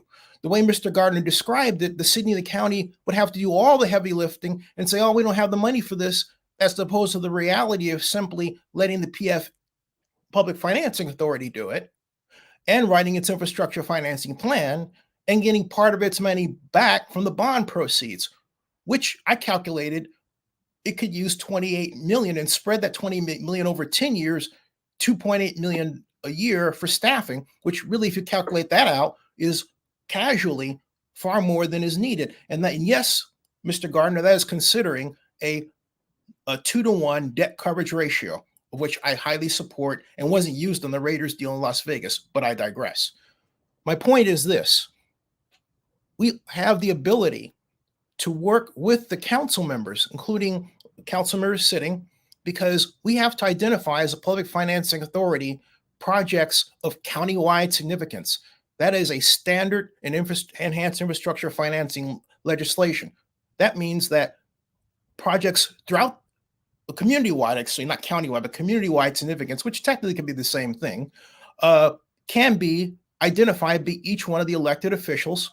Costed out, of course, we have to determine what can fit in accordingly entirely or to some percentage, but that's another discussion. My point is that in this new legislation, the focus is simply on getting the financing. It's not on, for example, eminent domain or anything else. It is making certain that tax increment financing can be used for the purposes as they are outlined in the infrastructure financing plan that is supposed to be written by the Public Financing Authority. So I urge you, let the Public Financing Authority be created and do its job. It is not as complicated as presented. A lot of what Mr. Gardner presented essentially was front-loaded, and it should be recognized as the responsibility, as it is in so many other jurisdictions, of the Public Financing Authority. In this case, the Coliseum, Oakland-Alameda County Coliseum Public Financing Authority. And I'd love to give a longer presentation when the opportunity comes, because there's so much that has been left out, including, for example, AB 464 Mullen was not mentioned in Mr. Gardner's presentation. What is that? Barbara Lopez, who worked for Councilmember Kaplan, I'm sorry, it was muted, but Mr. Abraham, your time has expired. okay, I was just going to say. Thank you so much. And Yeah. just so we will note this for our own follow-up, that's AB 464 Mullen, which further expands what we can do in terms of EIFD. So we will look at that as well. Thank you so much. Next speaker. Next speaker with her hand raised is Alan Dones. Thank you. You have 4 minutes. Thank you very much. I want to express profound appreciation to the JPA for considering this very, very important tool. And I want to also just express, just how moved I was to hear Mr. Gardner's presentation and the fact that it was coming from someone that under his stewardship presided over the implementation of a tax increment that facilitated unprecedented growth in downtown Oakland, and also facilitated what is still yet to be matched economic participation by people of color, women and people of color, diverse, folks that had up to that point not been necessarily included in the economic development process. So I think in addition to everything else, we have the benefit of that type of wisdom at the table that can make sure through the stewardship of something like this, that there is the ability to bring through the complexity those outcomes. And I will just say that we are living in the proverbial interesting times, if you will. I mean, if you look at the economics of real estate right now in the Bay Area, San Francisco, Oakland, it's challenging. But it's tools like this that actually help you overcome those challenges and facilitate economic recovery. And so, to Commissioner Baker and Commissioner Miley, as well as Commissioner Kaplan, I'm so grateful for your acknowledgement of having the development team at the table so that we can really help to connect those dots effectively and make sure that it's a holistic process that takes the whole spectrum of factors into consideration as the plan is methodically put together and pragmatically implemented. So thank you very much for this, and look forward to participating going forward. Thank you so much. Are there any other hands raised? There's one hand raised, Ray Bobbitt. Okay. You have 4 minutes to speak. Hi, and I just wanted to thank the commissioner for allowing me to speak. I really don't have much more to add. This was, Mr. Dillon's just sort of outlined our appreciation, and so we just wanted to thank you for the consideration. So thank you very much. Thank you. And thank you to all the public speakers who are all people who have been deeply involved in such efforts for many years, both in terms of advocating for this effort and in terms of development. And I would just note that this Coliseum area property is one of the largest and most developable sites in the nation. We are on BART, we are on Amtrak, we are on Freeway, we are near the airport. We are hundreds of acres of publicly owned land, and it should be revitalized in a way that will serve the community and create jobs and create economic opportunity and create revenue for the community. So I'm really excited about this conversation. I support Vice Chair Miley's request that we will come back at a future meeting to be able to make a recommendation that could go to the city and county to then be able to actually implement.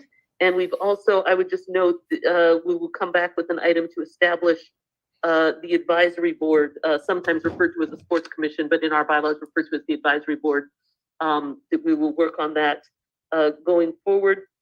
And then there's also a question that's arisen about our coordination with regard to the future of Roots and Soul Soccer, who are a team that is actively working to be rooted here. And we appreciate that and the growth of soccer. And so to the vice chair and my colleagues, whether we want to look at having a task force or a subcommittee to follow up with regard to the Roots and Soul beyond these meetings, but as a group to focus in on that, I think that could be helpful as well. I don't know, Mr. Biley, if you want to speak to that, not to put you overly on the spot, but I think that could be a useful strategy to make sure that we bring home the Roots and Soul and the soccer. And of course, we will continue to follow up on other activities and activation and communication for this facility.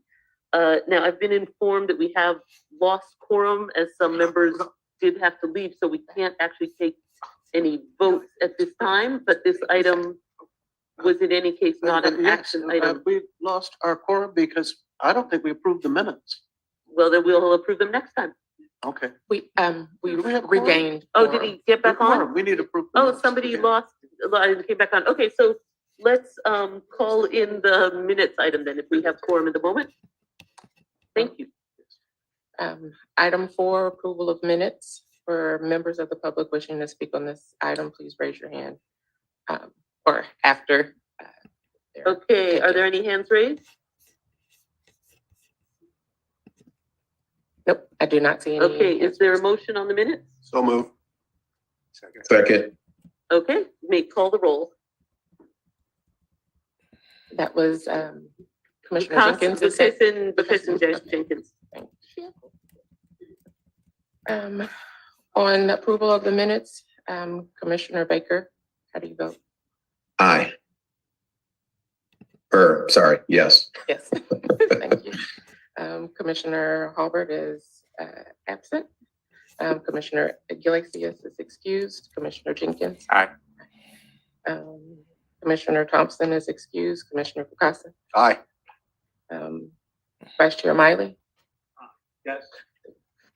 You switched seats on me, I didn't see. And Chair Kaplan. Yes. All right, that is 5 votes, 5 yes, 4 for approval of the minutes. The next item on the agenda is open forum. All right. We will take open forum. Members of the public wishing to speak on items that are not on the agenda, please raise your hand. I see one member of the public, Zinnia Abraham. All right, 2 minutes. 2 minutes. You're allowed to speak. Thank you. Mr. Abraham. First of all, I want to thank everybody for advancing the matter of the Enhanced Infrastructure Financing District. And I want to emphasize to members of the public listening how important it is to take care to watch what your Coliseum is doing and get involved in it. This facility is the repository for so many of our memories, and also it can be for our future fantasies and dreams. It is the true economic development engine for us. It should not be a debate because it involves so many thousands of people. The problem that we have faced for so long is that we have not looked at sports as a business. We've looked at it as a political tool. We must stop that and move forward as so many other cities around the world have done. There is no excuse for us to be in this position, and it should be considered an emergency crisis position because so many sports organizations have left us. It's not by accident either. We can right this ship. We can get new organizations back. We can do better. Indeed, we must. Thank you. Thank you. Are there any other hands raised? No, there are no more members of the Thank you public. all so very much.